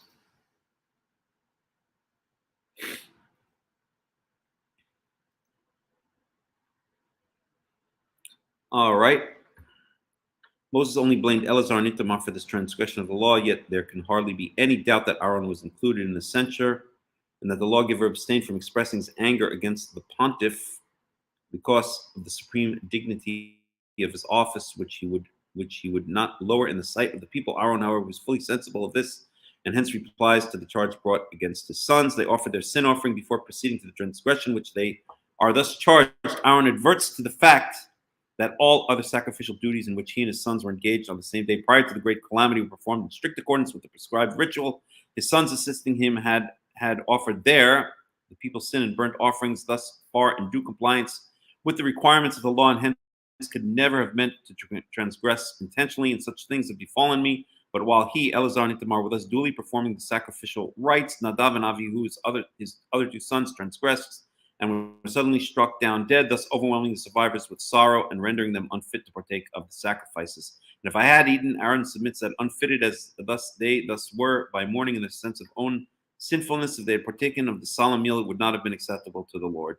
In consequence of this declaration, the rule obtained during the Second Temple that when an ordinary priest heard of the death of a relative while on duty in the sanctuary, he had ceased from service, though he could not leave the precincts of the temple, otherwise he defiled the sacrifice, while the high priest, who could not continue his sacred ministrations, was not allowed to partake of the sacrificial meal. Okay, so that kind of sums up the whole thing of what's going on here, right? So let's look at this paragraph again, try to make a little bit more sense out of it. So verse 16, right? Se'ira chatat darosh darash Moshe, v'hine sarof, wait, sof. So Moshe comes to Aaron and complains about Eleazar and Ithamar, and I guess also Aaron is the implication that they had burnt up the Se'ir Hatat, the sin offering of the baby goat, but they had not eaten it. All right. And where do we see the sin offering? The sin offering is in Leviticus. Is it 9? That's the Egel. Here it is, the offerings for the people. V'yakrev et hakorban ha'am yikach et se'ir hachatat asher la'am yishchateu v'yakrev et olah v'yaseh kamishpat v'karev et mincha v'yamaleh. Okay, so here's the sin offering that of the goat that it's supposed to bring. And they burnt it, but they didn't eat it. Madua lo chaltem et hachatat. Why did you not eat the sin offering b'makom hakodesh, in the holy place? Kadosh kodashim, because it's holy of holies. Remember, we said anything that's holy of holies, any sacrifice that's holy of holies, has to be eaten in a holy place. Anything that's not has to be eaten in a makom tahor, in a pure place. Hi ve'ota natan lachem laset et avon ha'edah. Why did you not eat it in a holy place?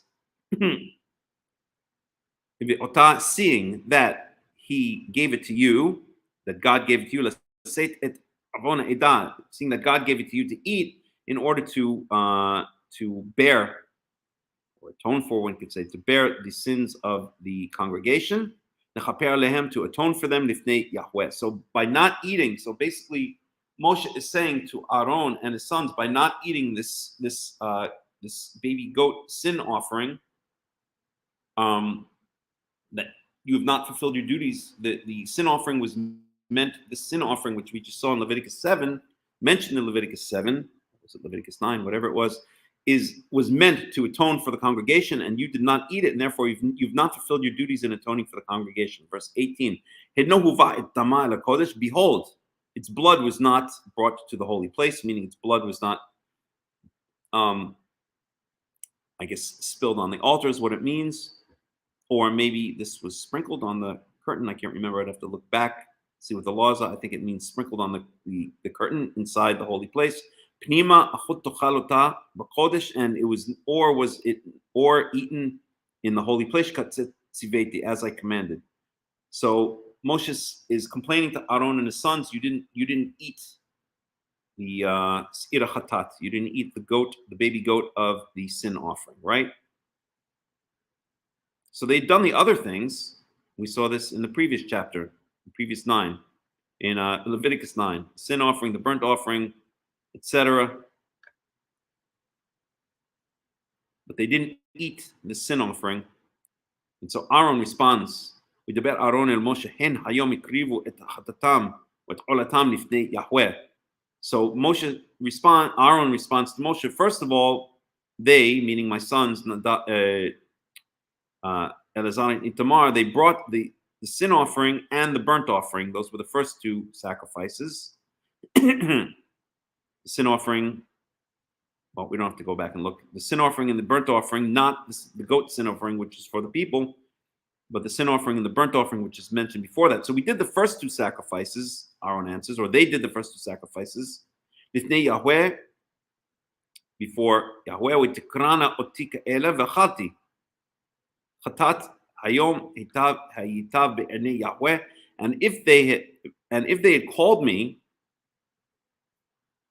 ka'ele, for these things, or for this thing, meaning to eat the goat sin sacrifice, and I had eaten hatat ayom, and I'd eaten the sin offering today, hayitav be'enei Yahweh, would it be good in the eyes of Yahweh?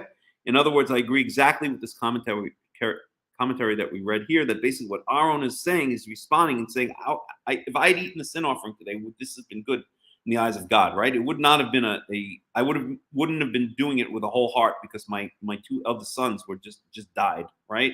And Moshe listened, and this was good in his eyes. In other words, he understood, he agreed, or he accepted Aaron's excuse for his son, he and his sons not eating the baby goat sin offering.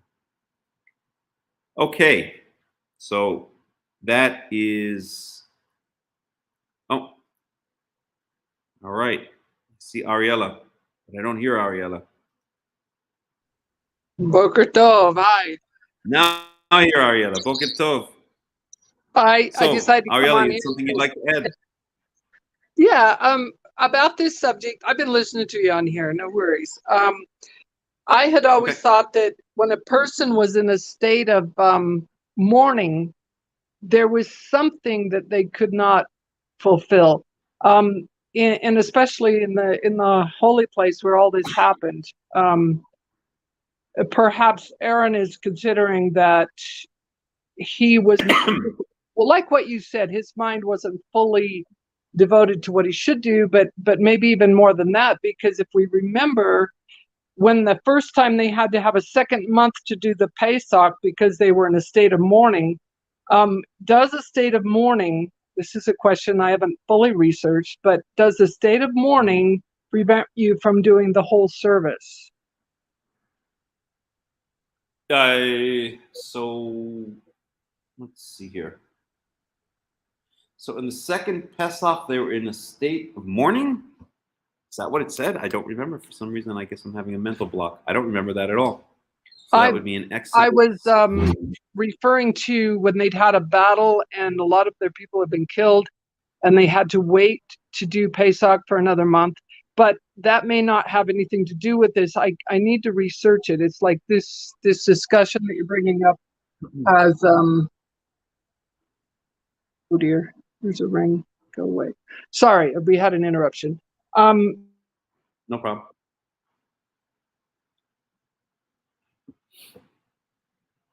Yeah.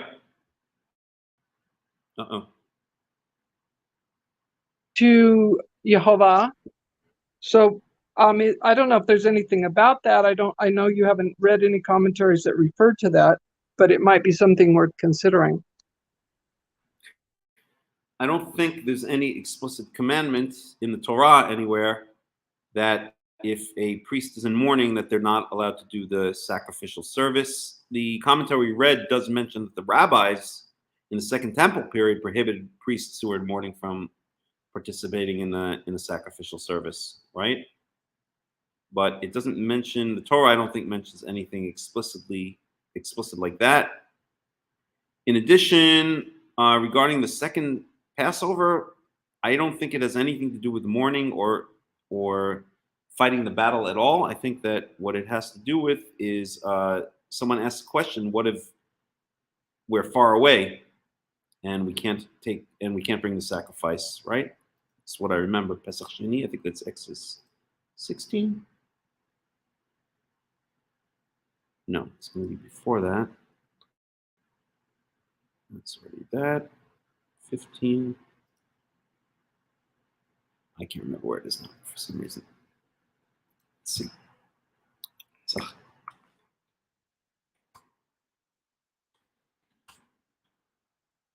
Pesach Sheni.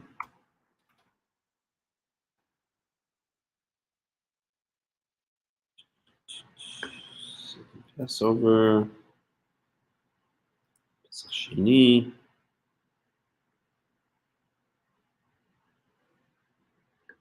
It's Numbers 9, 1 through 14. So let's look at that for 1 second.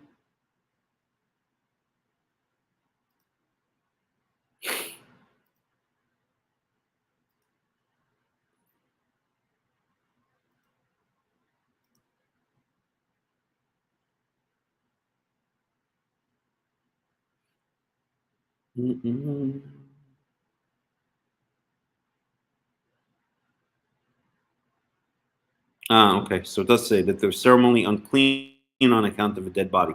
So it doesn't have to do anything with mourning per se. And it doesn't say why they were ceremonially unclean on account of a dead body. It's just that they were ceremonially unclean on account of a dead body, right? So if you're ceremonially unclean, then you cannot bring a sacrifice. I'm just getting feedback. Yeah, I'm sorry. Go ahead, but Ariella, I'm sorry. That's kind of where I had drawn it from, that they were ceremonially unclean because of a dead body. Well, perhaps whether it was right or not, perhaps in Aaron's mind, it was like, well, hey, this thing may actually make me ceremonial unclean to a certain extent. Mm-hmm. Could be. Maybe, but I don't think that's what the language here would imply, because the language doesn't say. It kind of says, where is it? Oops. It doesn't say anything about being ceremonially unclean. What it says is, right? So what Aaron says is, Hayitav be'enei Yahweh. Will it be good in the eyes of Yahweh, right? So it's not like, there's no mention here of ceremonial uncleanliness or anything like that. It's more like Hayitav would be maybe the same idea as Hayiratzeh. Will it be? It's usually Yiratzeh is usually accepted by Yahweh, right? There's this idea of the sacrifices being done the right way and with the right frame of mind being accepted. Yirtzeh, Yahweh Yirtzeh otam, that God will accept them or want them or be pleased with them. It's sometimes translated as, right? So I think the correct translation here would be, if I ate the sin offering, would it be accepted, or would it be pleasant or wanted in the eyes of God? And I think that's more a kind of general statement of the sacrifice being done in the right frame of mind than it is kind of a technical explanation of bringing it in a state of impurity. That's my personal opinion. And at least the commentary we read seems to, or the commentaries we read seem to also support that idea. I don't think this. See, if they become unclean or impure from contact with the dead bodies of Nadav and Avihu, first of all, we see that Aaron didn't go anywhere near the bodies. In fact, it was the two cousins of Aaron who were called to take the bodies out, right? And I think the reason specifically for that was so that Aaron and the two remaining sons would not become ritually impure.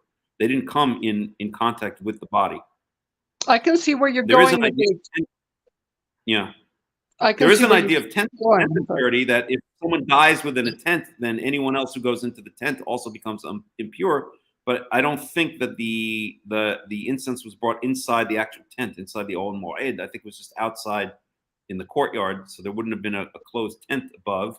But I think that we see here, where is it here? Mishael and Eltzafan, Bnei Uziel Dod Aaron. So they were the ones who picked up the body, and they didn't even touch the body directly, right? They picked him up by their tunotam, by their tunics, and they carried him out of the camp, right? They basically got him out of that place really quickly, so maybe that they wouldn't defile the place, right? So there's no indication there. I don't think that that the place had become ritually impure, or that Aaron and his two remaining sons had become ritually impure. Because if that were the case, I don't even think Moshe would have even asked the question, why did you not eat the goat offering, right? The goat sin offering, right? It would have been understood that now the whole place has become ritually impure, or that Aaron and his sons would become ritually impure. He would have told them, don't eat the goat offering because you're ritually impure. But I don't think that's the context of what's going on here. I think it has more to do with being in the right frame of mind and not bringing sacrifice when your heart is not in it, because in this case, they'd already brought the other two sacrifices, and apparently this happened with Nadav and Avihu after they'd brought the other sacrifices, and now they just don't have the heart to eat.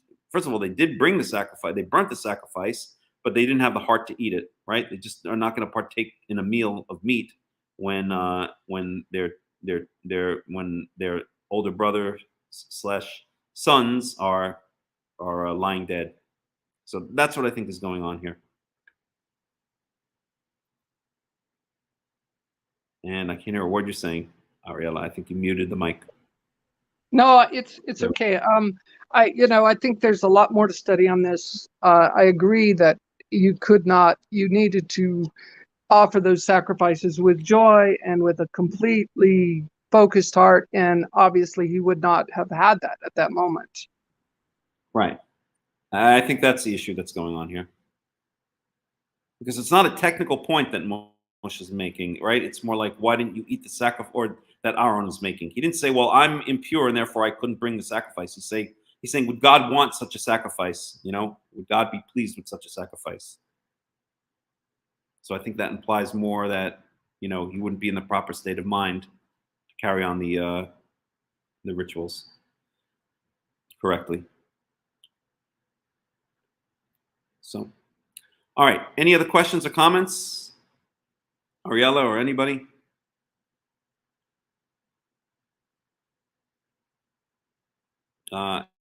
You're muted, Ariella, if you want to say something. No, that's good. We can leave that and go on from here. That's good. All right, so let's do that. I'm going to take a break for about 5 minutes. I just need to plug in my charger, put a little music on, and then we get to Leviticus 11, which is kashrut. This is basically the chapter on what we would call today kosher animals and unkosher animals. So a lot to say about that. Let's take a break for about 5 minutes or so, and put a bit of music on.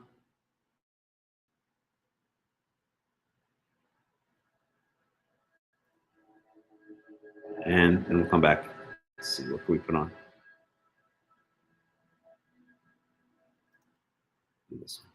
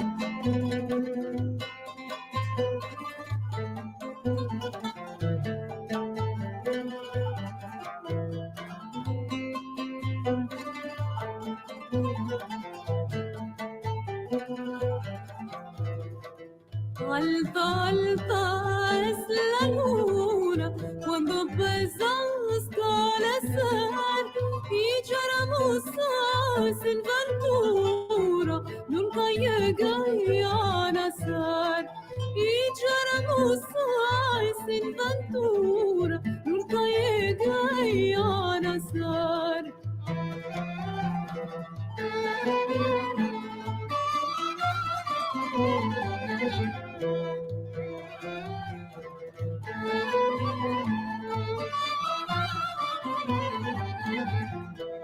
Los ojos me se hincharon de tanto mirar la mar. Vaporitos me aliviaron de trabajar a mi ruay. Vaporitos me aliviaron de trabajar a mi ruay.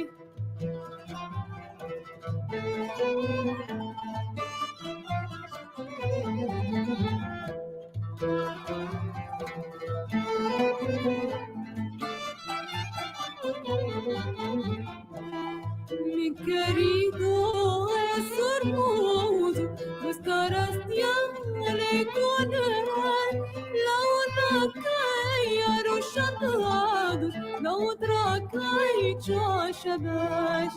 La una cae arrolladados, la otra cae chashabash.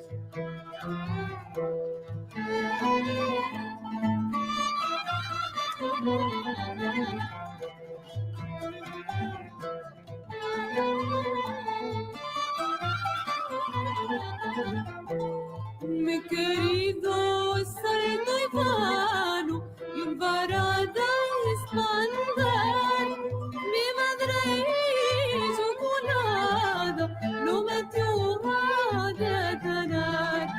Mi madre hizo nada, lo metió a detener.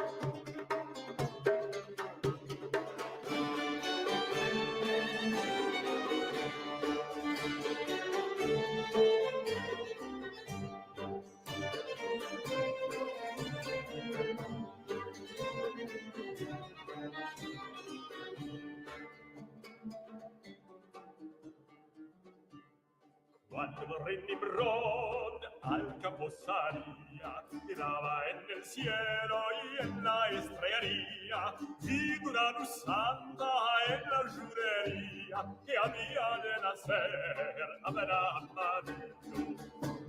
Avinu, Padre querido, Padre bendito, luz de Israel. Abraham Avinu, Padre querido, Padre bendito, luz de Israel. La mujer de Terah quedó preñada, de día en día le preguntaban de qué tenéis la cara tan demudada. Ella ya sabía el bien que tenía. Abraham Avinu, Padre querido, Padre bendito, luz de Israel. Abraham Avinu, Padre querido, Padre bendito, luz de Israel.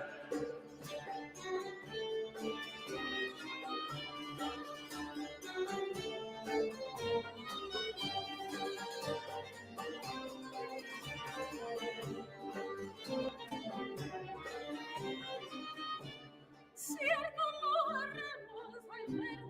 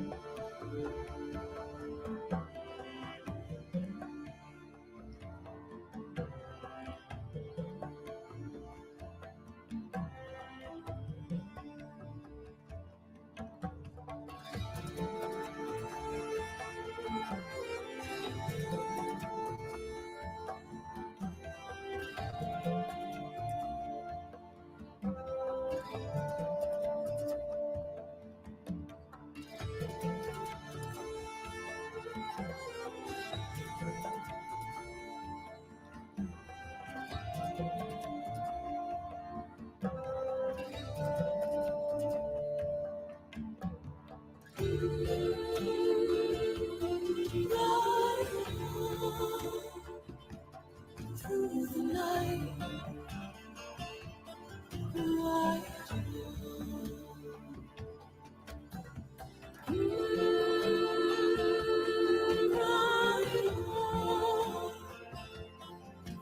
the night,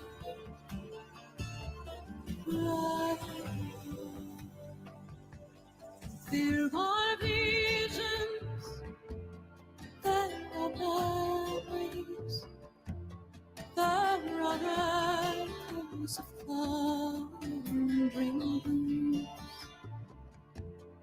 There are fires, there is laughter, there's the sound of 1,000 tongues.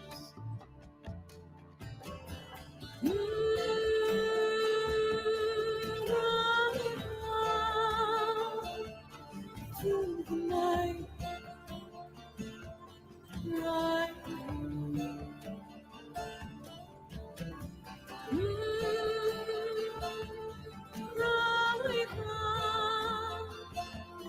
through the night, right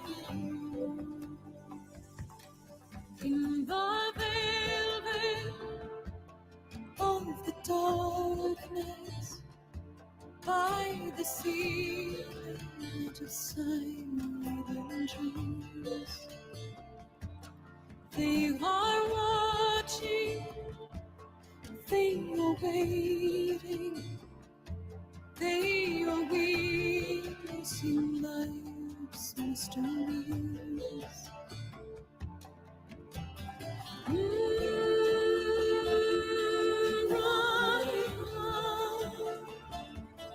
Through the night,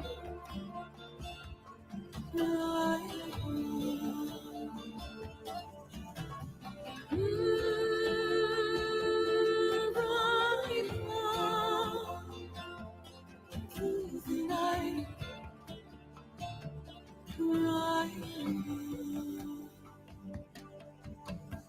cascading stars on the sloping hills, they are dancing as far as the sea.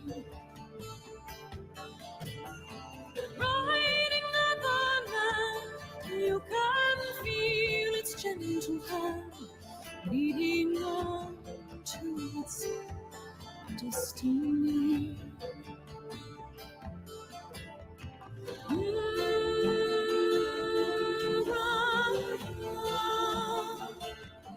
Through the night,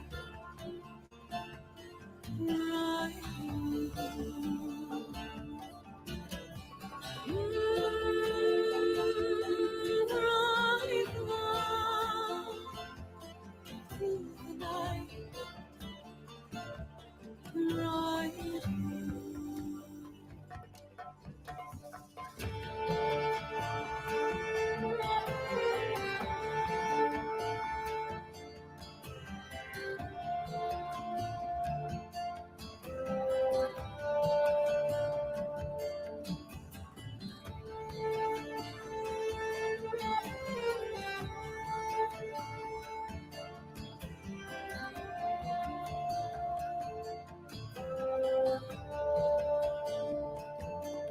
Take me with you on this journey where the boundaries of time are not tossed. In cathedrals of the forest, in the words of the tongues now lost, find the answers, ask the questions, find the roots of the ancient tree. Take me dancing, take me singing, I'll ride on till the moon meets the sea. Ride on through the night, ride on. Ride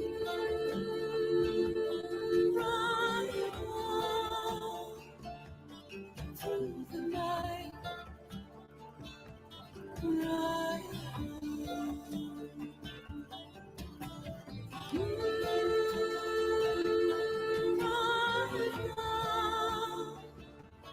through the night, ride on.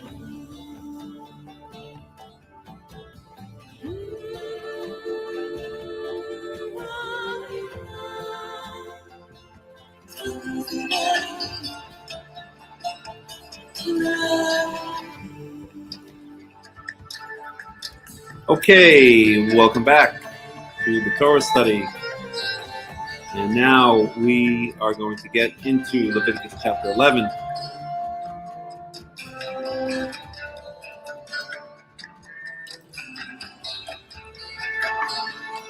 So Leviticus chapter 11 is what we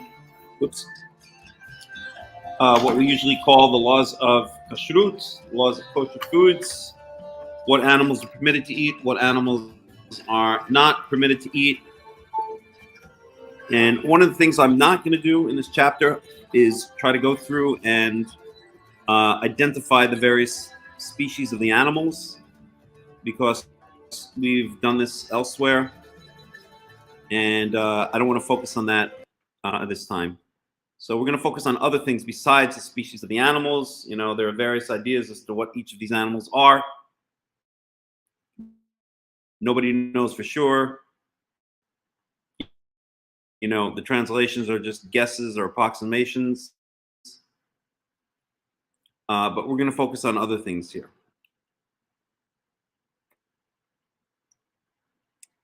And it says, "Vayidaber Yahweh el Moshe el Aaron lemor aleim." So here God is speaking to Moshe and to Aaron. Right? So Aaron is listening in. Dabru el bnei Israel lemor zot haya asher tochlu mikol abehama asher al haaretz. So these are the types of animals which you can eat among all of the behema asher al haaretz. So these are the types of animals you can eat among all of the animals which are on the land. So here we have chaya, and here we have behema. Chaya is usually understood as wild animal, and behema is usually understood as domesticated animal, but really they're just synonyms for each other. So it really just means animals. There's two different ways of saying animals, right? And let's see if maybe some of the commentaries pick up on that. So these are the beasts that you may eat of all the animals that are on the land. And let's see how we can do this. So I want to look at the translation and the commentary at the same time. So maybe what I'll do is just copy this over.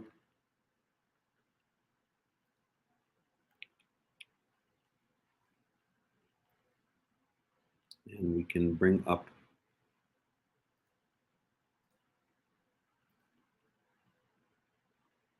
so 928.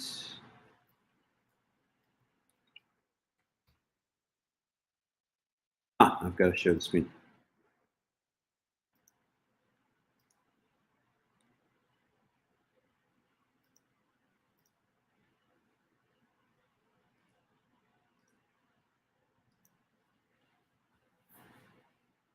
Alrighty. So, let's see the commentary here and the translation.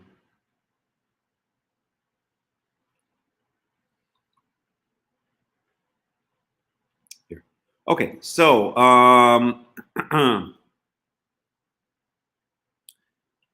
okay, kol mefareset parsa ושוסעת שסע פרסה מעלת גרה בבהמה אותה תאכלו. So we have מפרסת פרסה, so it has split hooves, that's usually translated as שוסעת ושוסעת שסע פרסות. So what the heck does that mean?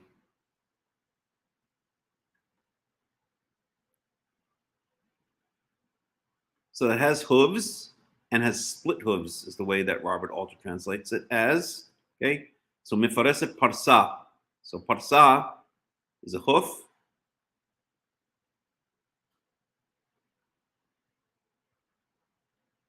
And here they translate it as divides. So divides its hoof, but it means hoofs its hoof, literally. Let's look at parsa. Parsa is a hoof.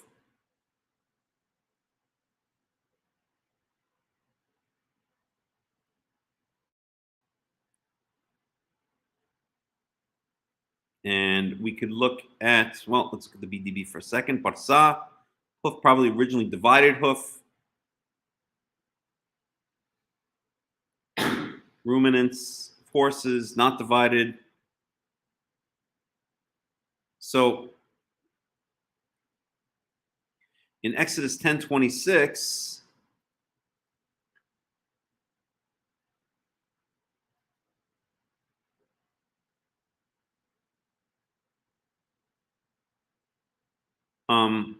so these are the 10 plagues, or one of the 10 plagues.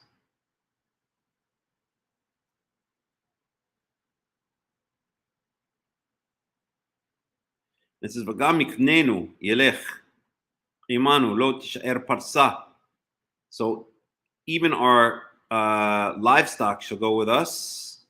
Lo tishaer parsa, and not even a hoof shall remain, is the way this is usually translated, the way it is translated. Okay? Ki mimenu nikach la'avod et Yahweh Eloheinu, because we have to take it to worship our God. Let me add the word mikneh, actually, to my little list here. Nah, well, we'll pick it up elsewhere. Forget it.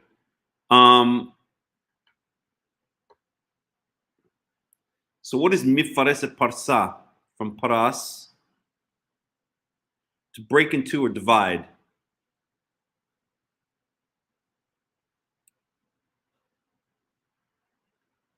Leviticus 11, Leviticus 11, Leviticus 11. Imam mifareset parsa, Deuteronomy 14. That's just a replay. Par makrin, mafris.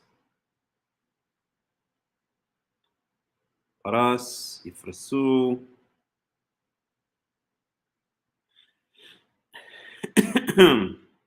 All right. Let's look here. So everything that has hooves and has split hooves, the inventory of permitted and prohibited creatures, and much of the language in which it is cast are quite similar to what one finds in dietary laws in Deuteronomy 14. J.P. Milgram makes a plausible argument that the author of the laws in Deuteronomy was familiar with our text, blah, blah, blah, blah, blah. Blah, blah, blah. Okay, that doesn't really add anything.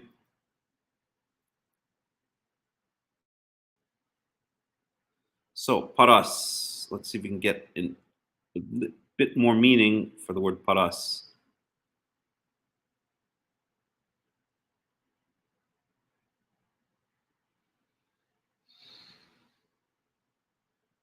Okay.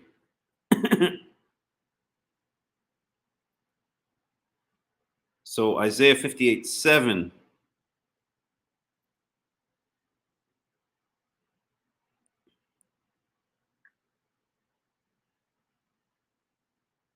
Halop paros le'ra'ev lachmecha should you not break apart or break into la ra'ev, to the hungry one, your bread. Wa'ani'im mirudim tavi bayit, and poor people, or the poor, mirudim, rejected, tavi bayit, and bring into the house, ki tir'e arom, or kisito, because when you see, or that when you see, should you not, when you see a naked person, cover him, mi vasracha lo titalam, and do not ignore your own kin. So here we have the phrase paros le'ra'ev lachmacha. So break off a piece of bread for the hungry, right? So it means to break, basically. So a hoof. So called mifareset parsa. So split their hoof. Okay? And the translation here, in fact, is oops.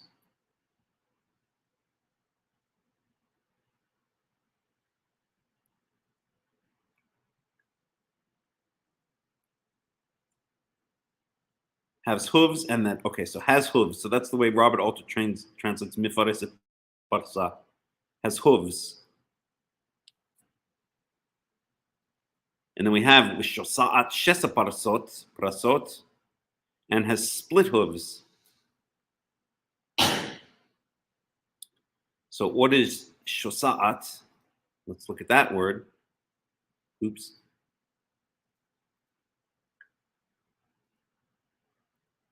So to divide or cleave.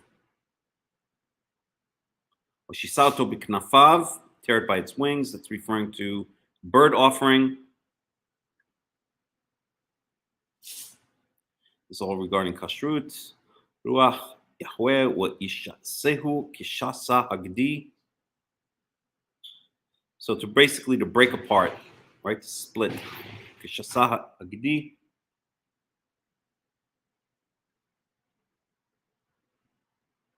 To divide or cleave. So cloven hoofs. So mifareset parsa v'shosa'at shesa parasot. So that has hooves, and that even has cloven hoofs, right? So we'll get examples afterwards, okay? Ma'alat gera. So this is ma'alat gera. Choose its cut is the way it's usually translated. It literally means bring up its gera, its cud. Right? Ma'alat gera, bringing up its cud, chewing its cud. Among beasts you may eat. So it has to have split hooves, and it has to chew its cud. Chew its cud means having multiple stomachs where it digests. The cow has 4 stomachs, right? It digests in one stomach and then passes the partially digested food into the second stomach, then to the third stomach, then to the fourth stomach. Okay?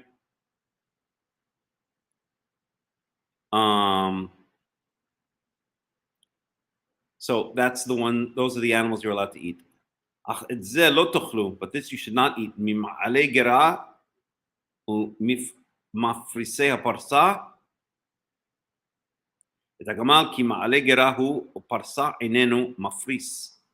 So the camel, we know what a camel is, right? So let's look at a camel. Let's see what we're talking about here.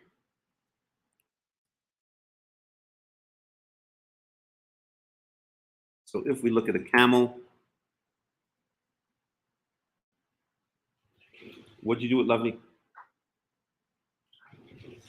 Okay. And Suf, where's she going to be? All right. So if we look at a camel, all right, no problem. So there are the hoofs of a camel.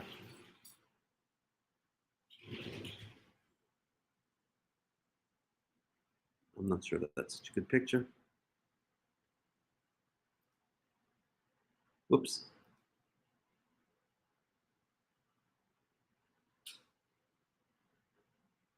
Camel hooves. So there's a picture of a camel hoof.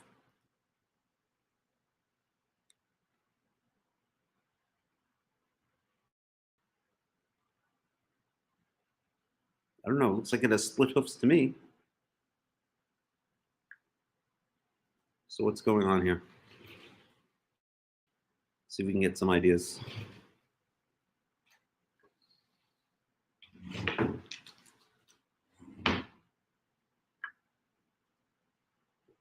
So it says it does not have hooves or does not have split hooves. So what is really the definition of a split hoof? Because the camel looks like it has split hoofs. Well, let's look at a cow. Cow hooves. See if we can notice a difference.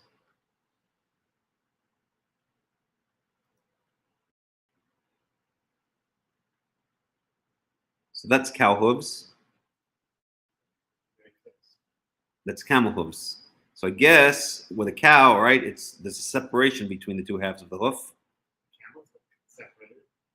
Well, maybe, but not as much as the cow, right? What, the camel? That's a hoof. What the heck is it? Hoof means a foot. It means an animal foot, I guess. All right. Maybe that's the difference, that here there's a clear separation between the two halves of the hoof. With the cow, well, we'll get to the hyrax soon. Okay. We could look at other animals. We said את השפן, כי מעלה גרה הוא ופרסה לו יפריס. So the camel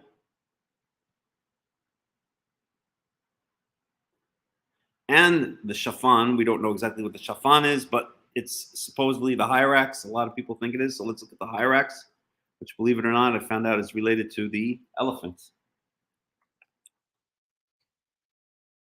So let's look at the hyrax and let's look at what kind of hoof it has. Well, I mean, it has toes. It doesn't, I don't think it matters. So I see what the camel and the hyrax have in common is they have toes, but they don't have separated hooves like this. There's not a big space between the toes. Let's look at another animal that we know is.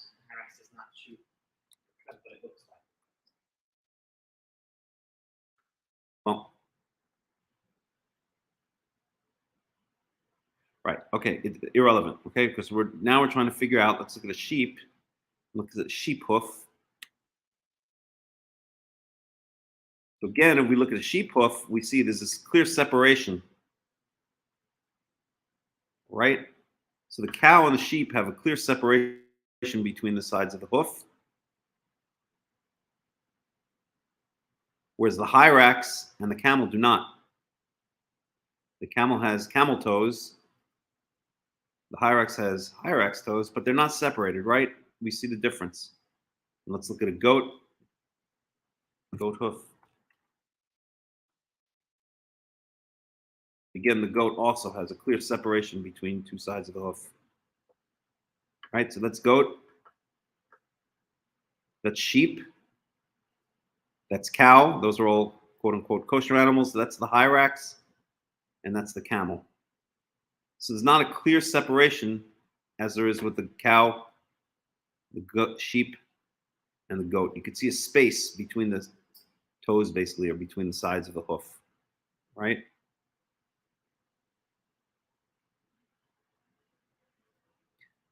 So, okay. So the gamal, the camel, and the hyrax are put in the same category. They chew their cud, but they don't have split hooves. And the same with the Arnevet. So Robert Alter translates. Let's see how he translates some of these. Camel translates the shafan as the hair, and the rock badger. Again, we don't really know if these are the correct species or not. Oops.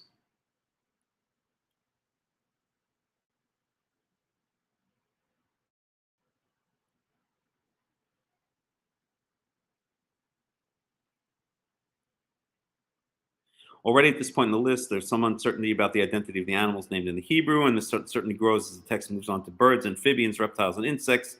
See the commentary on Deuteronomy 14, 7-9, the use and translation, blah, blah, blah. Okay, so just gecko and sink jives with the puzzlement that many Hebrew terms elicit.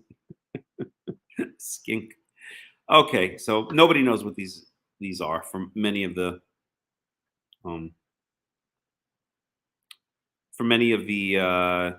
different species. But we do know what the gamal is, that's for sure. We think we know what the shafan is, the hyrax. But at any rate, so let's look at what percentage do you have? Get me my green bag. Give me a battery. And what time are you coming back?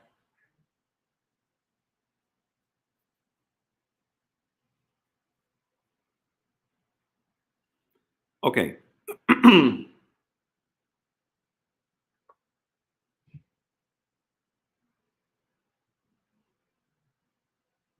One second, please. Did you put the dishes in the? We'll have to do it later. You have no idea what time you're going to come back?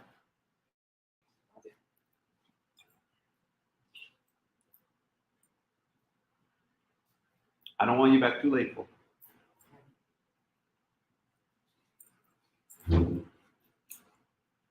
One second, please.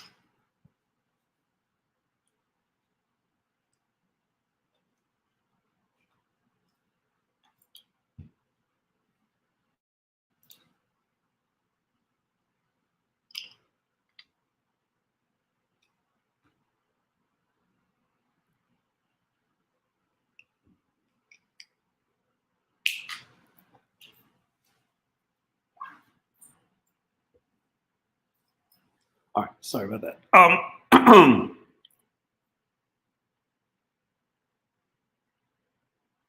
So the rock badger. So let's look at the rock badger.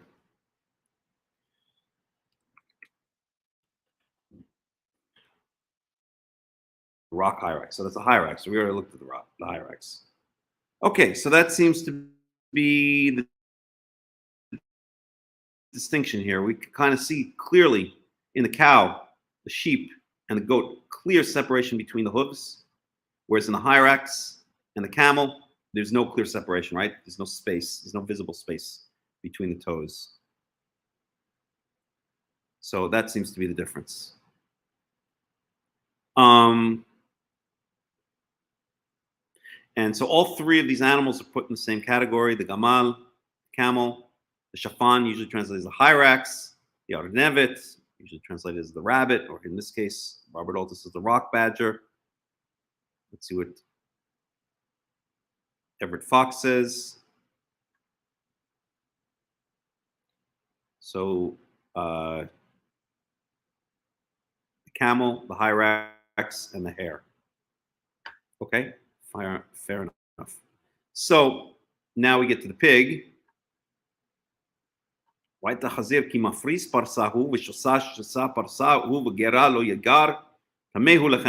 the pig is the opposite. So the pig's hooves should look like the cow, the sheep, and the goat, but it doesn't chew its cud. So pig.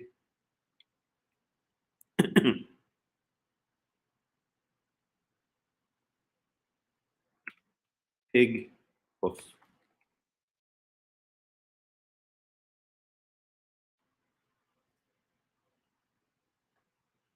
All right, and there we see clearly a space, right?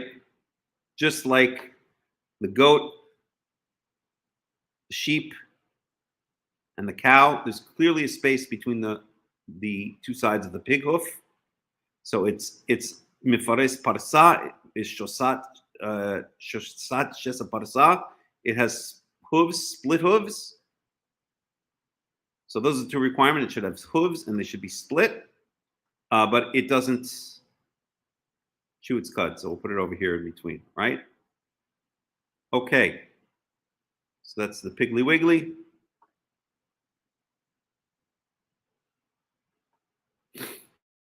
And you should not eat of their flesh. And you should not touch their carcasses. So I mean, what does that mean? If there's a dead pig on your driveway, are you not supposed to touch it? Well, we'll see what the consequences are for eating and touching. That'll be later. Okay, so we have a good idea here of what's going on, right? So we know what ma'ale gera is, right? That's rumination. Those are ruminants. So ruminants, I'm curious, do all ruminants have split hooves?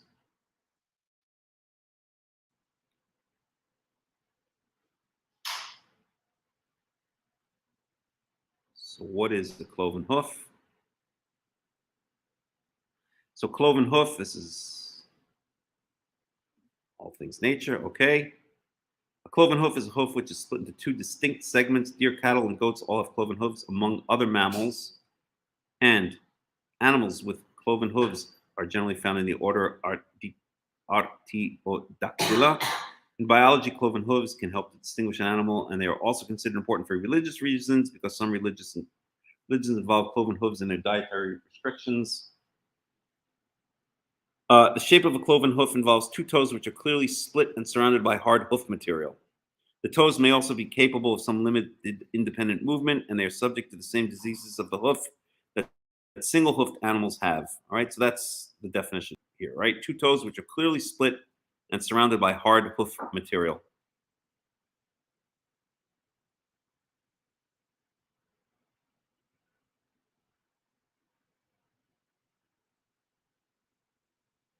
One second.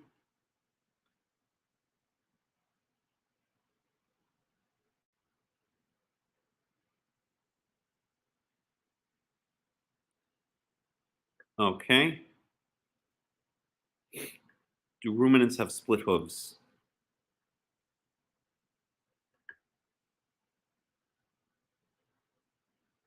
So we're going to have an example. Okay, so ruminants, so anything that ma'ale gera velo poreset parsa. So, right. So, one second here. I'm just trying to think what my thought was.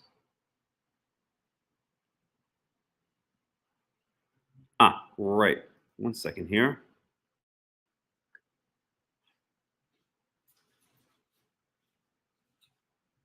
Okay, right. So here we have an example of animals that do chew their cud, like the camel.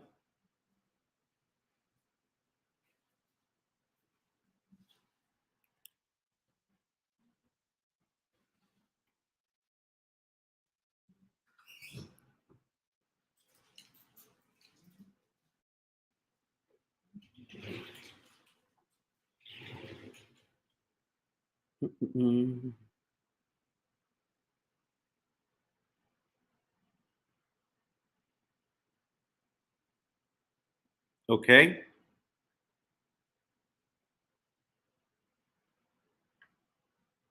So while camels are actually not true ruminants, they chew cud and do in fact have cloven hooves. We know that.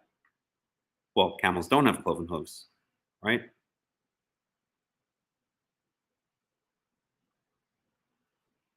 Well, let's see what this is saying here. While camels are actually not true ruminants, they chew cud and do in fact have cloven hooves. Some argue that they're not proper hooves. Okay.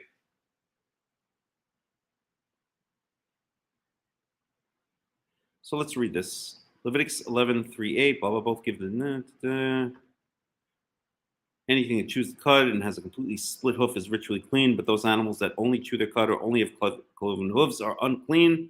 Both documents explicitly list 4 animals as being ritually impure: the camel, the hyrax,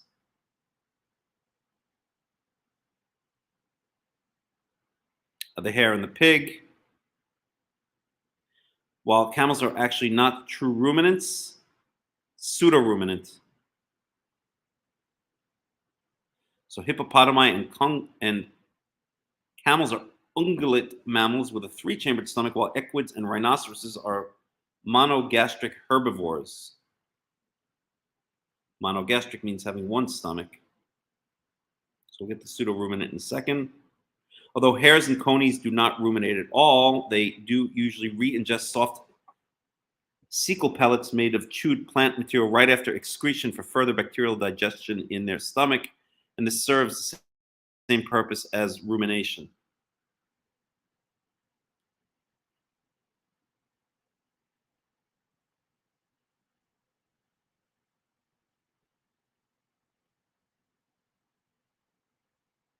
So they eat their own crap, literally. Although not ruminants, hyraxes have complex multi-chambered stomachs that allow symbiotic bacteria to break down tough plant materials, though they do not regurgitate. Further clarification of this classification has been attempted by various authors, most recently by Rabbi Natan Silkin in a book entitled The Camel, the Hare, and the Hyrax. So we have a lot going on here. So let's look at this idea of a pseudo-ruminant. So a pseudo-ruminant is a classification of animals based on the digestive tract differing from the ruminants. Hippopotami and camels are ungulate.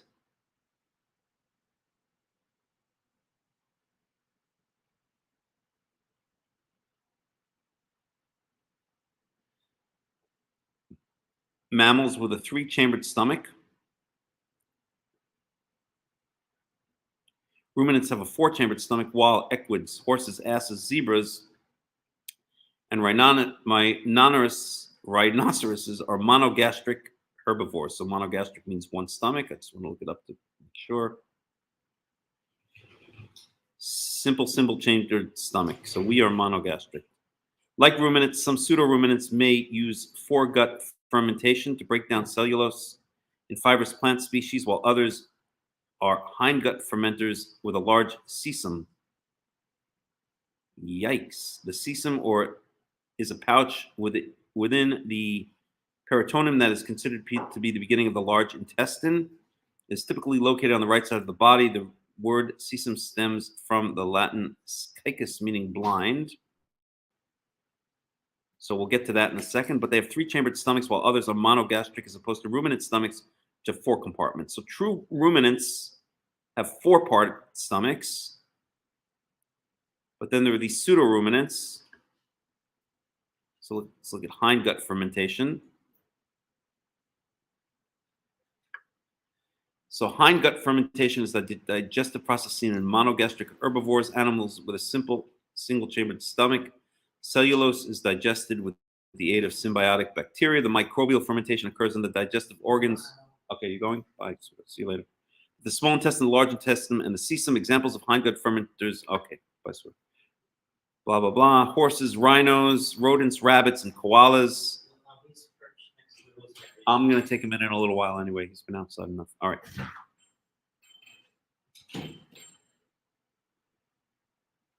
In contrast, foregut fermentation is the form of cellulose digestion seen in ruminants, such as cattle, which have a 4-chambered stomach, as well as in sloths, macropodids, and some monkeys, and one bird, the hoatzin. Okay. So I guess the bottom line here is that they're not true ruminants because they don't have 4 stomachs, but they do have multiple stomachs, or somehow they re-ingest their food. I don't think we need to get any deeper into it than that at this point. So, close this off.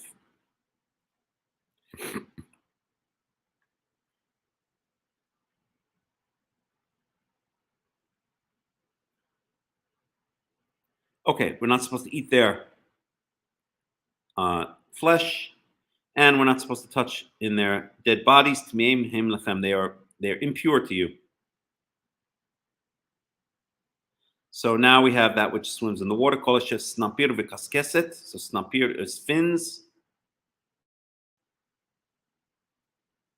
Kaskeset is scales, so scales and fins. So it's got to look like a proper fish.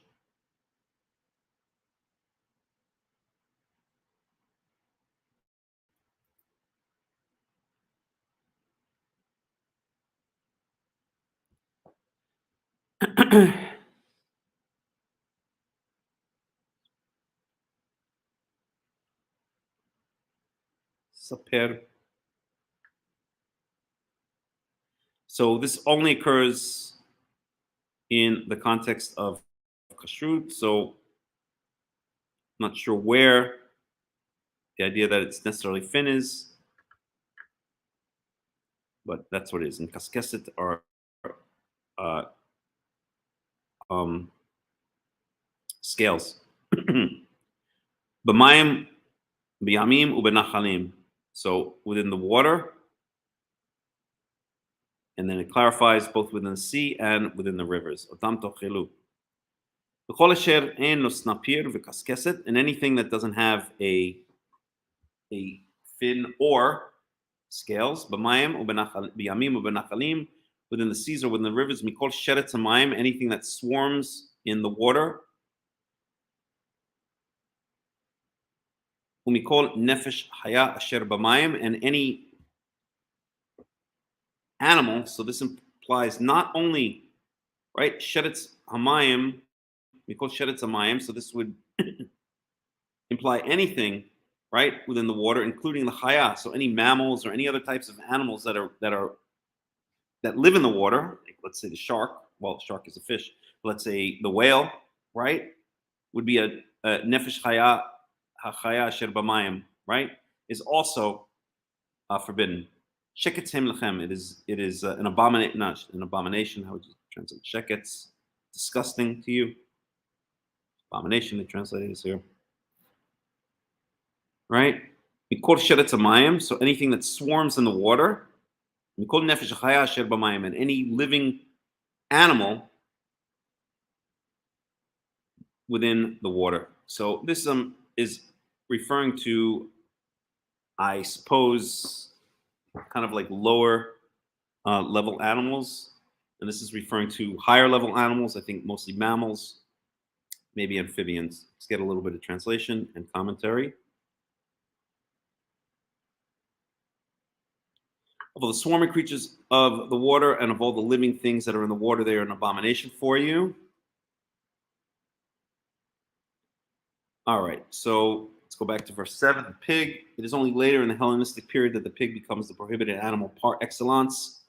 Although the anonymous prophet of the Babylonian exiles, whose words are recorded in Isaiah 66:17, brackets eaters of pig and a rat as participants in some unspeakable pagan rite. Pork was a common food among the Philistines and was also sometimes eaten by Canaanites. As archaeological inspection of bones of animals consumed has determined, interestingly, in the high country in the eastern part of Canaan, where Israelite population was concentrated toward the end of the second millennium BCE, the percentage of pig bones discovered is only a fraction of what it is in the Canaanite lowlands. This suggests that the taboo was already generally embraced by the Israelites at an early period, well before the composition of the Torah, blah, blah, blah. Okay. Mary Douglas, whoever that is, it sounds like someone who came off the Mayflower, has proposed that what underlies the dietary prohibitions is a general commitment of the Israelite mindset to clear and distinct categories, forms of animal life that appear to be ambiguous instances of their particular zoological class may not be eaten. That proposal seems a little strained for the land animals because it's not self-evident that a non-ruminant with hooves, such as a pig, is somehow a violation of the category land animal. Her argument is more plausible for sea creatures and perhaps also for amphibians and reptiles. Fish possessing fins and scales are the exemplary category instance of denizens of the water, yet the sea swarms or pullulates with polymorphous creatures and shells and plasmic blobs and tentacles that seem altogether unlike fish. And from this pullulation, the Israelites are enjoined to distance themselves. It is noteworthy that the terms from the creation story around here, swarming, sheretz according to its kind, romeset, surrenders, crawling. The dietary laws are framed to make a statement about the Israelites' place in the created order of things. That is a kind of qualifying addendum to the priestly panorama of creation in Genesis 1. God's fecund world calls all sorts of living creatures into existence, and man is one of those. But the Israelites are expected to set themselves apart from the natural world to which they belong, just as they are required to set themselves apart from the nations of which, of necessity, they participate in political, economic, and cultural intercourse. Thus, they've forbidden the flesh of whole classes of living creatures, especially when animal life seems to manifest its most intense category, dissolving pullulation. This word, never heard of that one before. One may wonder whether behind all this, at least for sea creatures, reptiles, insects, and amphibians, there's some sort of horror of the inchoate. The inchoate? I don't even know what that word means. What the heck is inchoate?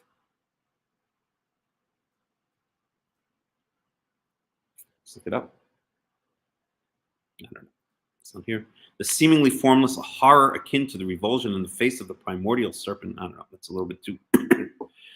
So, as I've been saying for years, kashrut has to do with not eating disgusting things. Okay?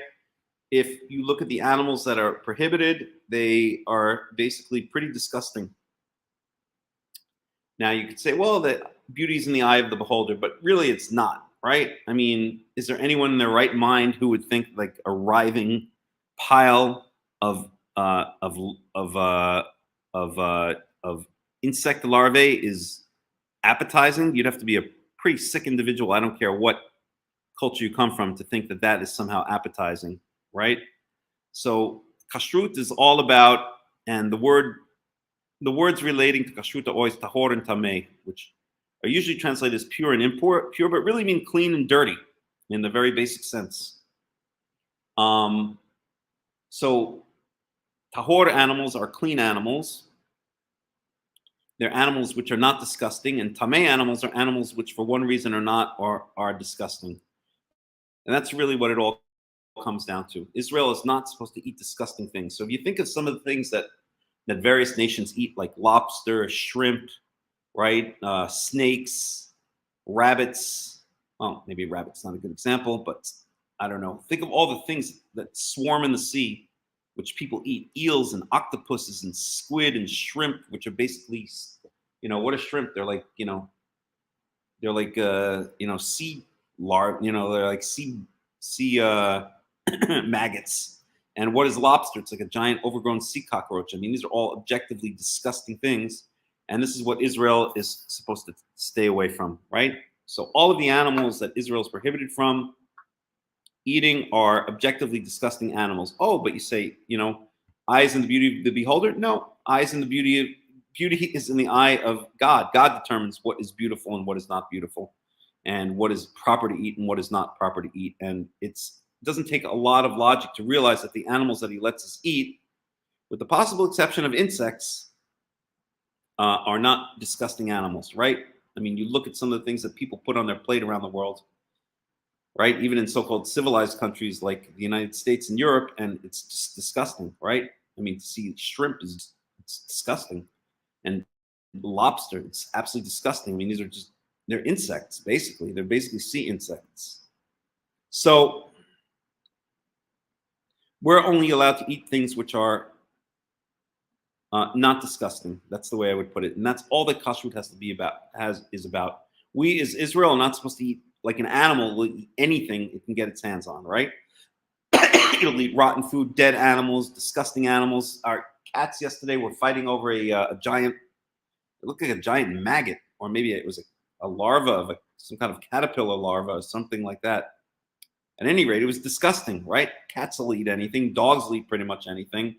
Human beings will eat just about anything, but we as Israel are not supposed to eat anything. We're supposed to restrict ourselves to that which is respectable, that which is honorable, and the laws of kashrut define, in God's eyes, which should be to any normal person also in our eyes, animals which are not vile and disgusting and just, I mean, hideous to even look at, let alone eat,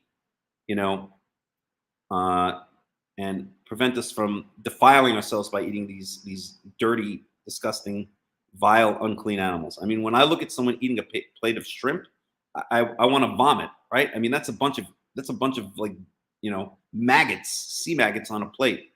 Or when I see someone eating a lobster, I'm like, that's a giant cockroach, basically. A giant overgrown sea cockroach, right? Or crabs, right? These are just objectively disgusting. You don't have to have too much of an imagination to not want to eat that crap. Okay. Well, that's in the water. Now we have off, the flying things, right? So off doesn't just mean birds, it means anything that flies in the sky. Off means to fly.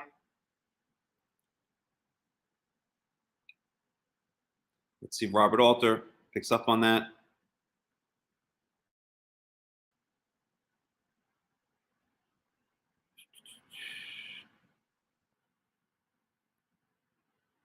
Okay, this is the birds. But it's not necessarily only birds. Off is anything that flies. So now we have a whole bunch of different species, some of which are known, some which are not. This is what you're not supposed to eat, a nesher. It's usually translated on as the eagle, right? Al kanfeni sharim, the eagle's wings. So let's see here. Let's get some. The eagle.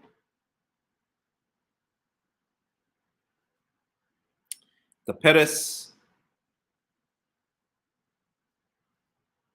So that's translated by Robert Alter as the vulture. It's translated by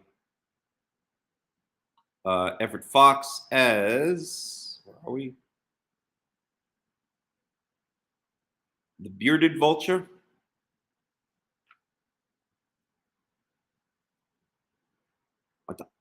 Oznia, I'm not going to translate. So various species. Wa'et hada'a, wa'et haya, lemina, et kol orev lemino. Orev is usually translated as a raven. Wa'et bata ya'ana. So bat ya'ana is ostrich. Wa'et atachmas. Here it's translated as short-eared owl. Wa'et shachaf. Wa'et netz. Netz is hawk. Leminehu, et kos, et shalach, et yanshuf. Yanshuf is owl in modern Hebrew anyway. Here they translate screech owl. Et tinshemet, et ka'at, et racham, et chasida, et anafa, lemine, et duchifat. What atalef? Atalef is usually translated as a bat, right? So bat is not a bird. A bat is a mammal. So curious to see how Robert Alter translates that. He said the birds, so he does translate it to bat. So when he says birds here, he means that just in a general thing of anything that flies. We know bats are mammals; they're not birds. So those are the birds. So we have a bunch of species. It's usually been pointed out that the species that are prohibited are scavengers, right? Like the eagle, like the hawk, like the raven. So let's see what some of the commentaries have to say.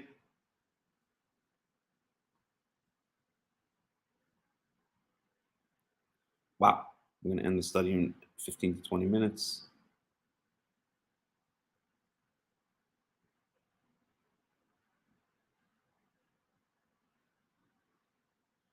So 21.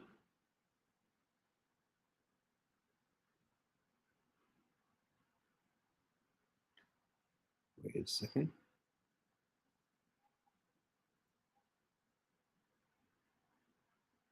So there's really no, he doesn't have any commentary there. He skips all the way to 21. Let's see what some of the other commentaries may say. Let's look at the Ibn Ezra.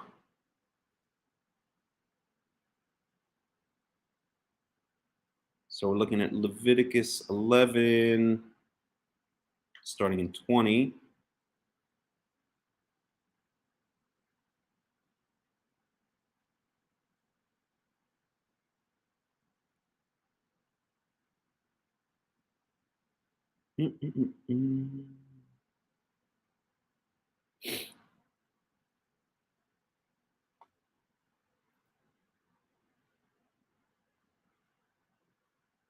Oops, I'm sorry, 11:13.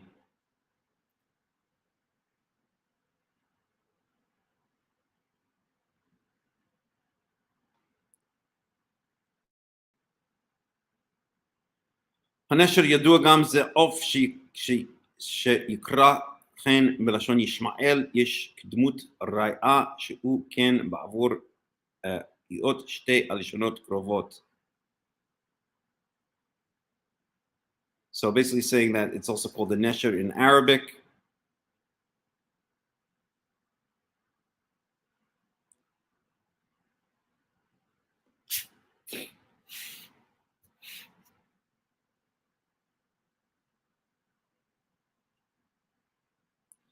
All right, I'm not going to go through all the different opinions of what he thinks each one is.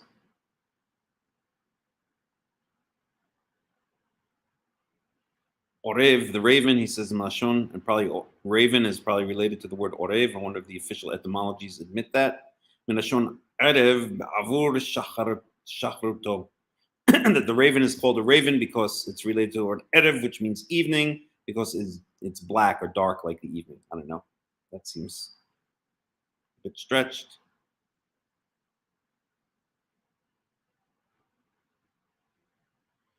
I think Hamas, I think a lot of these are a little bit stretched.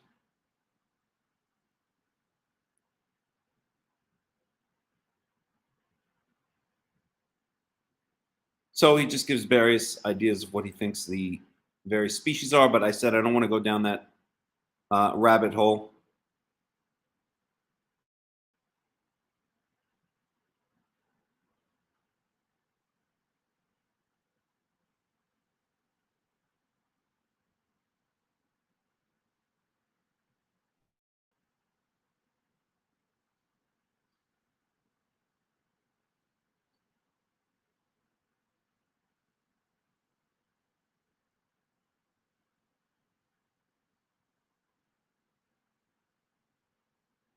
Second.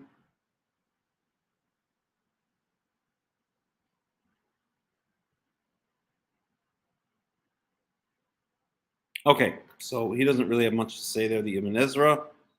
Let's see if we can look at some of the commentaries here. So we're in 1113.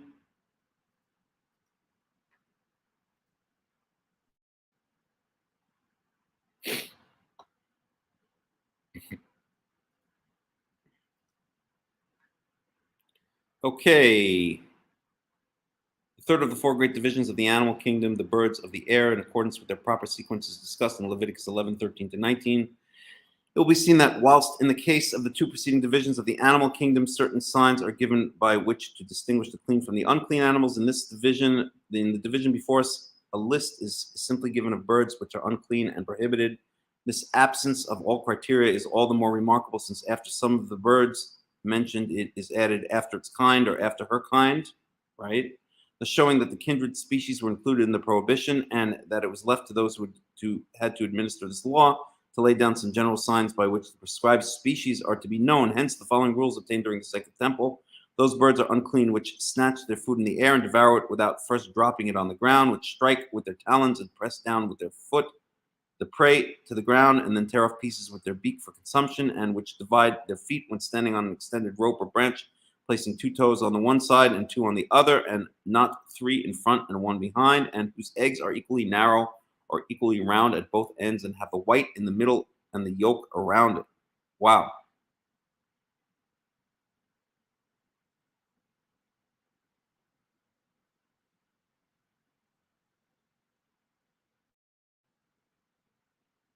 Eagle. 1 second here. So basically,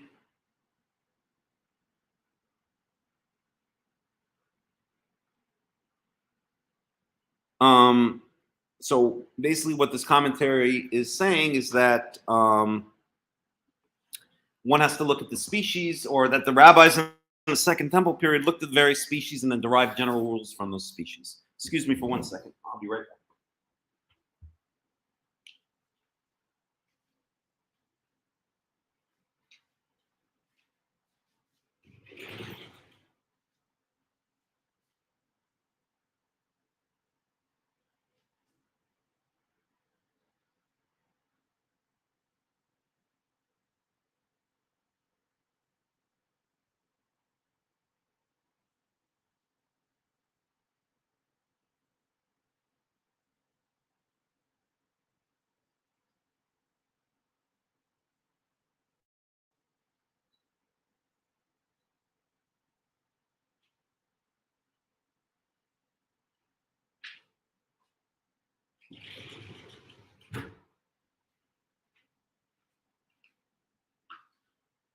Okay, sorry about that.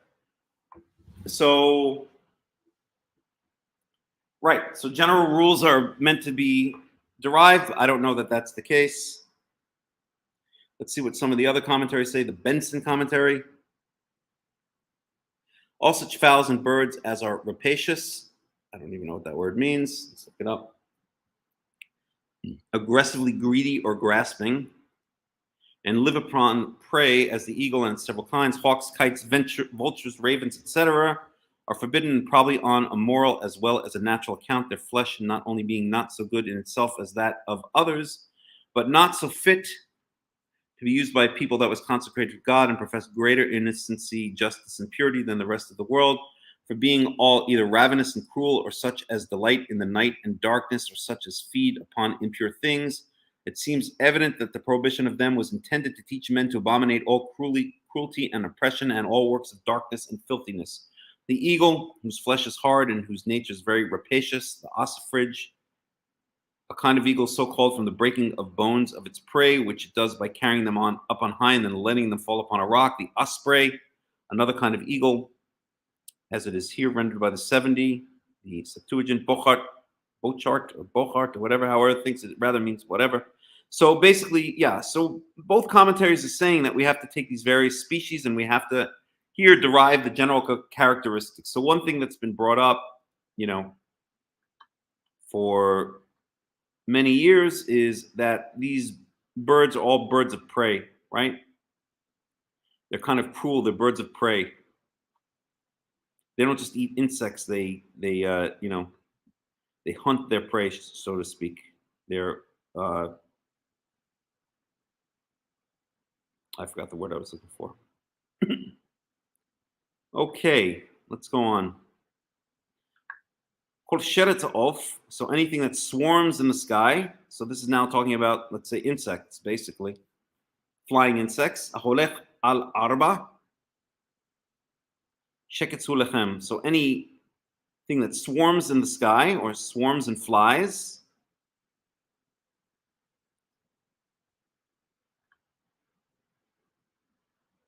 Winged swarming thing that goes on all fours is an abomination for you.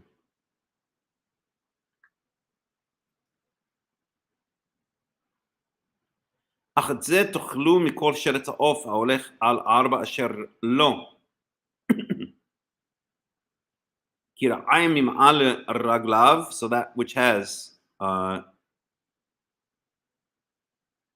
קירעיים, so they translate this as jointed legs. Lichroa means to bend at the knee, so basically knees, I guess you could say. מעל רגליו, so has knees above its legs. לנטר בהן על הארץ. To leap on the land. So let's get a translation here. All winged swarming things that goes on all fours, that which has jointed legs above its feet on which to hop on the ground.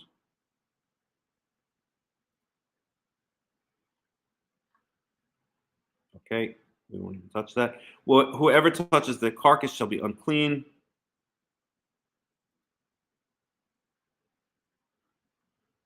And so now we have examples. The arbe, which is the locust, lemino, wet slaim, like another kind of locust, the bald locust, the cricket, the grasshopper. So let's look at a grasshopper.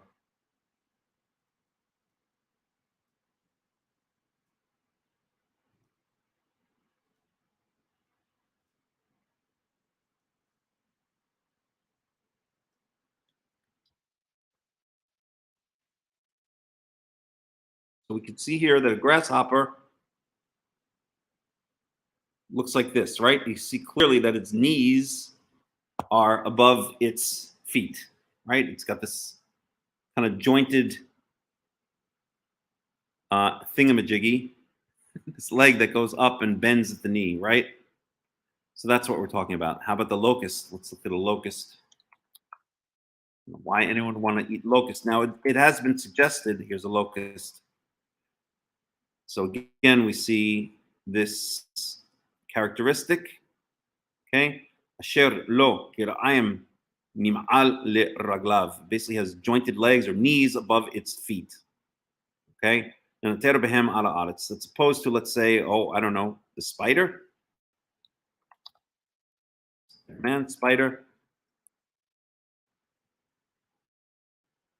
So with a spider, it doesn't really have those, right? Here's an example. Maybe here's an example. Well, this one kind of seems to. I'm not going to eat that.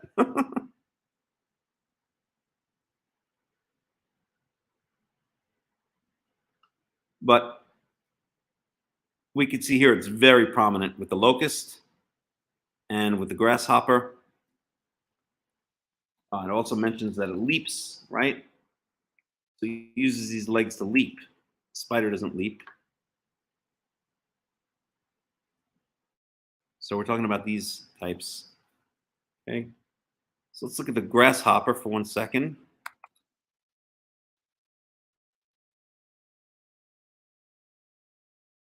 The Rabbi Wiki. And let's look at the locust.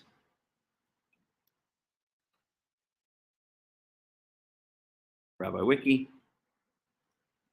So let's see where they depart in their taxonomy.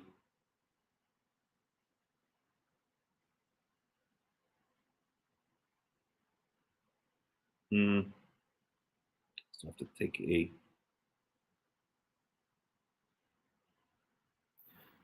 So the locusts are grasshoppers. Here it says are a group of certain species of short-horned grasshoppers in the family Arachnidae.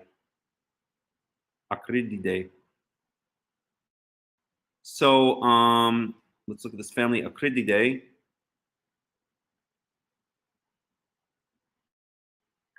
The grasshopper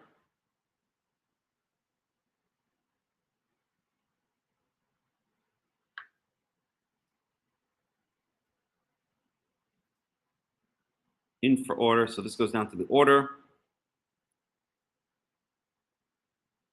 And it doesn't go any lower than that. But we see basically that they're all, at least from the, well, what do we have here? The suborder, superfamily, infraorder. So these are basically various further breakdowns of order. But we get the idea. They're maybe all from, well, what's the lowest we go here? Superfamily. So family is below order. Here we go down to the infraorder. So the order is Orthoptera. Here the order is also Orthoptera. So at any rate, somewhere below the order, it diverges.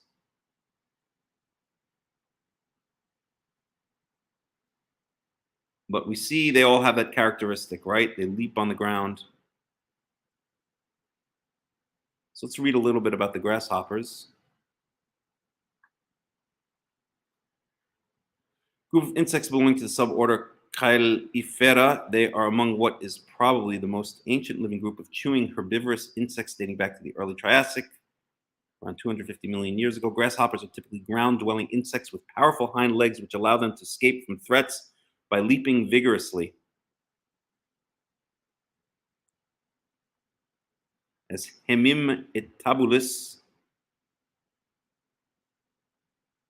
insects that do not undergo complete metamorphosis. They hatch from an egg into a nymph or hopper, which undergoes 5 molts, becoming more similar to the adult insect at each developmental stage. The grasshopper hears through the tympanal organ, which can be found in the first segment of the abdomen attached to the thorax.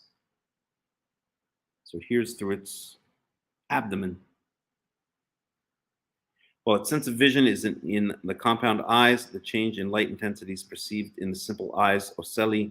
At high population densities and under certain environmental conditions, some grasshopper species can change color and behave and form swarms. Under these circumstances, they are known as locusts. Oh, God, I never knew that. So locusts are really grasshoppers. These insects are usually solitary, but under certain circumstances, they become more abundant and change their behavior and habits, becoming gregarious. Wow. Grasshoppers are plant eaters, with a few species at a time becoming serious pests of cereals, vegetables, and pasture, especially when they swarm in their millions as locusts and destroy crops over wide areas. Let's look at locusts.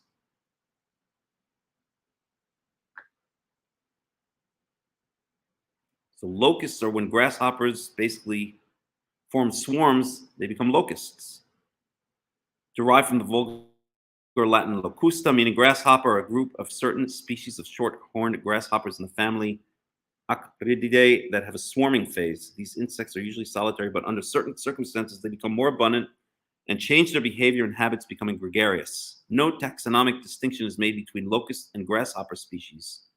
The basis for the definition is whether a species forms swarms under intermittently sustained suitable conditions. Normally, these grasshoppers are innocuous, their numbers are low, and they do not pose a major economic threat to agriculture. However, under suitable conditions of drought, followed by rapid vegetation growth, serotonin in their brains triggers a dramatic set of changes. They start to breed abundantly, becoming gregarious and nomadic. Loosely described as migratory. When their populations become dense enough, they form bands of wingless nymphs that later become swarms of winged adults. Both the bands and the swarms move around and rapidly strip fields, cause damage to crops. The adults are powerful flyers. They can travel great distances, consuming most of the green vegetation wherever the swarm settles. Locusts have formed plagues since prehistory. The ancient Egyptians carved them on their tombs, and the insects are mentioned in the Iliad, the Mahabharata, and the Bible. Swarms have devastated crops and have been a contributory cause of famines and human migrations. More recently, changes in agricultural practices and better surveillance of locations where swarms tend to originate have meant that control measures can be used in an early stage, et cetera, et cetera. And here we go. A locust swarm. So I didn't know that. Locusts are grasshoppers that swarm. How about that? But all of these are basically seem to be from the same family, right?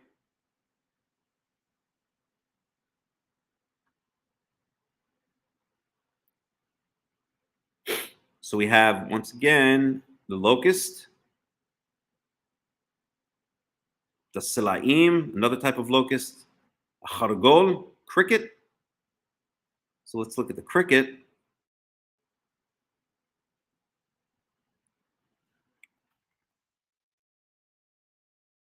No, not that type of cricket.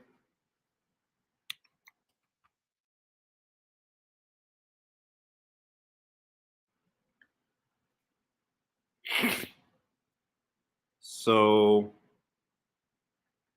they're from the same order, the Orthoptera. And let's see if we can get a side view of a cricket. Well, I guess they kind of have those bent legs as well, unless we're talking about a different type of cricket.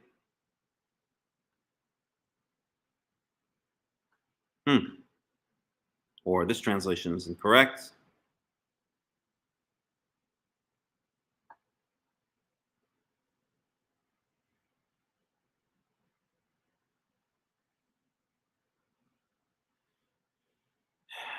Okay. Bald locust and the cricket and the grasshopper. So Robert also translates hargol as cricket and hagav is grasshopper. So we have locust, grasshoppers, cricket. So let's look at some more pictures of crickets. Well, in that picture, we can clearly see the same thing, right? We've got that bent knee. And they're also from the same order as the grasshopper and the locust. We saw the Orthoptera.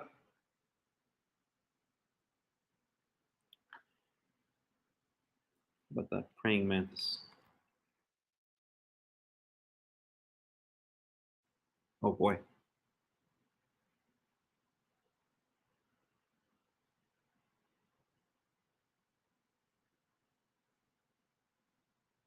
So I remember when I was growing up, I don't know if it was true or not, but there was always a rumor going around that if you killed a praying mantis, then you could be fined $50. That's what they used to. That's what we used to hear when we were kids. I don't know if it's true or not, but this is from the order. No, this is from a different order. So this is not even close to the grasshoppers, and also we don't see the knees above the feet in the same way. I mean, it's bent.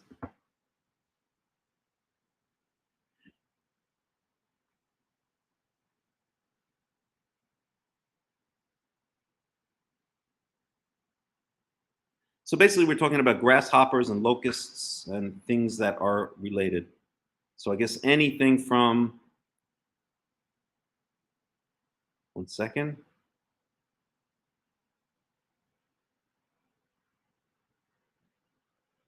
So we're talking about anything from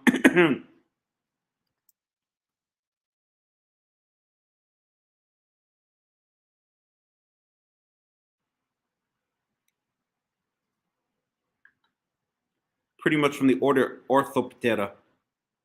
So let's read a little bit about this. So straight wings, ortho, and ptera means wings, is an order of insects that comprises the grasshoppers, locusts, and crickets, including closely related insects such as the bush crickets or katydids and weta, whatever that is. The order is subdivided into two suborders. Cerifera, grasshoppers, locusts, and close relatives, and Encifera, crickets, and close relatives. More than 20,000 species are distributed worldwide. The insects in the order have incomplete metamorphosis and produce sound known as stridulation by rubbing their wings against each other or their legs. The wings or legs containing rows of corrugated bumps. The tympanum or ear is located in the front tibia in crickets, mole crickets, and bush crickets or katydids, and on the first abdominal segment in the grasshoppers and locusts. These organisms use vibrations to locate other individuals. Grasshoppers and other orthopterans are able to fold their wings. So the name is derived, we said, from orthos meaning straight and pteron meaning wing. They have a generally cylindrical body, blah, blah, blah. Life cycle, we don't need. Evolution. Phylogeny. So here we have kind of family tree. Crickets, cave weta, cave crickets. So we could see with all of these from this family, once again, the Orthoptera, straight-winged insects, they all seem pretty much to have, well, this one doesn't.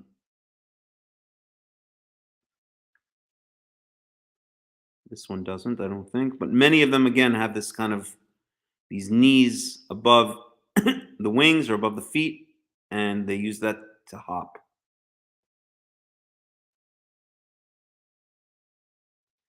Pests, food. The Orthoptera include the only insects considered kosher in Judaism. The list of dietary laws in the book of Leviticus forbids all flying insects that walk, but makes an exception for certain locusts. Strangely, the dragonfly and cranefly are not kosher, but they are helpless when unable to fly. The Torah states that the only kosher flying insects with 4 walking legs have knees that extend above their feet so that they hop.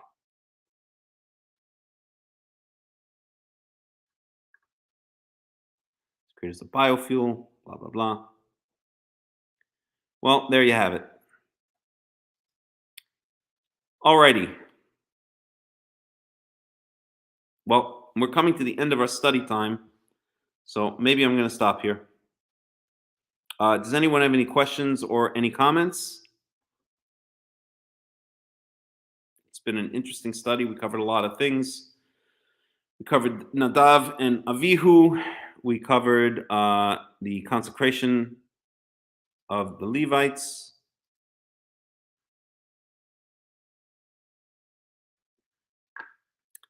And we covered kashrut. I would have liked to go more in detail with kashrut, but it's getting late, and I think I've had enough. We've been going at it for 3 hours. Maybe I'll just read through the end of the paragraph, through the end of the chapter. So I'll do that, and then we'll end.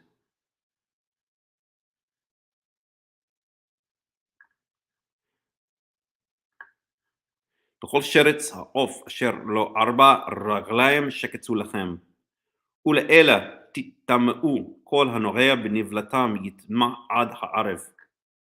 כל הנושא מנבלתם יכבס בגדיו וטמא עד הערב.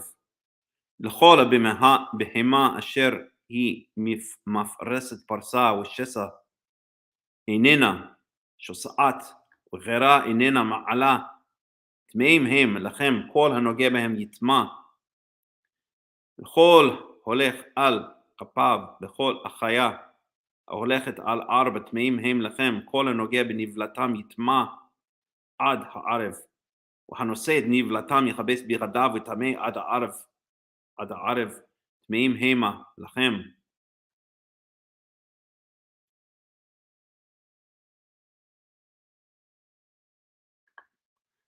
וזה לכם הטמא בשרץ השורץ על הארץ ההולך החולד והעכבר והצב למיניהו והנקה והכוח והליטאה והחומת והתנשמת, אלא הטמאים לכם בכל השרץ, שרץ כל הנוגע בהם, במותם יטמע עד הערב, וכל אשר ייפול עליו מהם במותם יטמע מכל כלי עץ או בגד או אור או שק, כל כלי אשר יעשה מלאכה בהם במים יובא וטמא עד הערב וטהר, וכל כלי חרס אשר ייפול מהם אל תוכו, כל אשר בתוכו יטמע ואותו תשברו.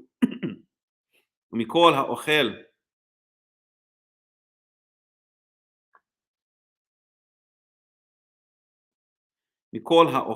ומכל האוכל אשר יאכל אשר יבוא עליו מים יטמע, וכל משקה אשר ישתה בכל כלי יטמע, כל אשר ייפול מנבלתם עליו יטמע, תנור וקיריים יטץ, טמאים הם וטמאים יהיו לכם. אך מעיין ובור ומקווה מים יהיה טהור ונוגע בנבלתם יטמע, וכי ייפול מנבלתם על כל זרוע אשר יזרע טהור הוא, וכי יותן מים על זרע ונפל מנבלתם עליו טמא הוא לכם.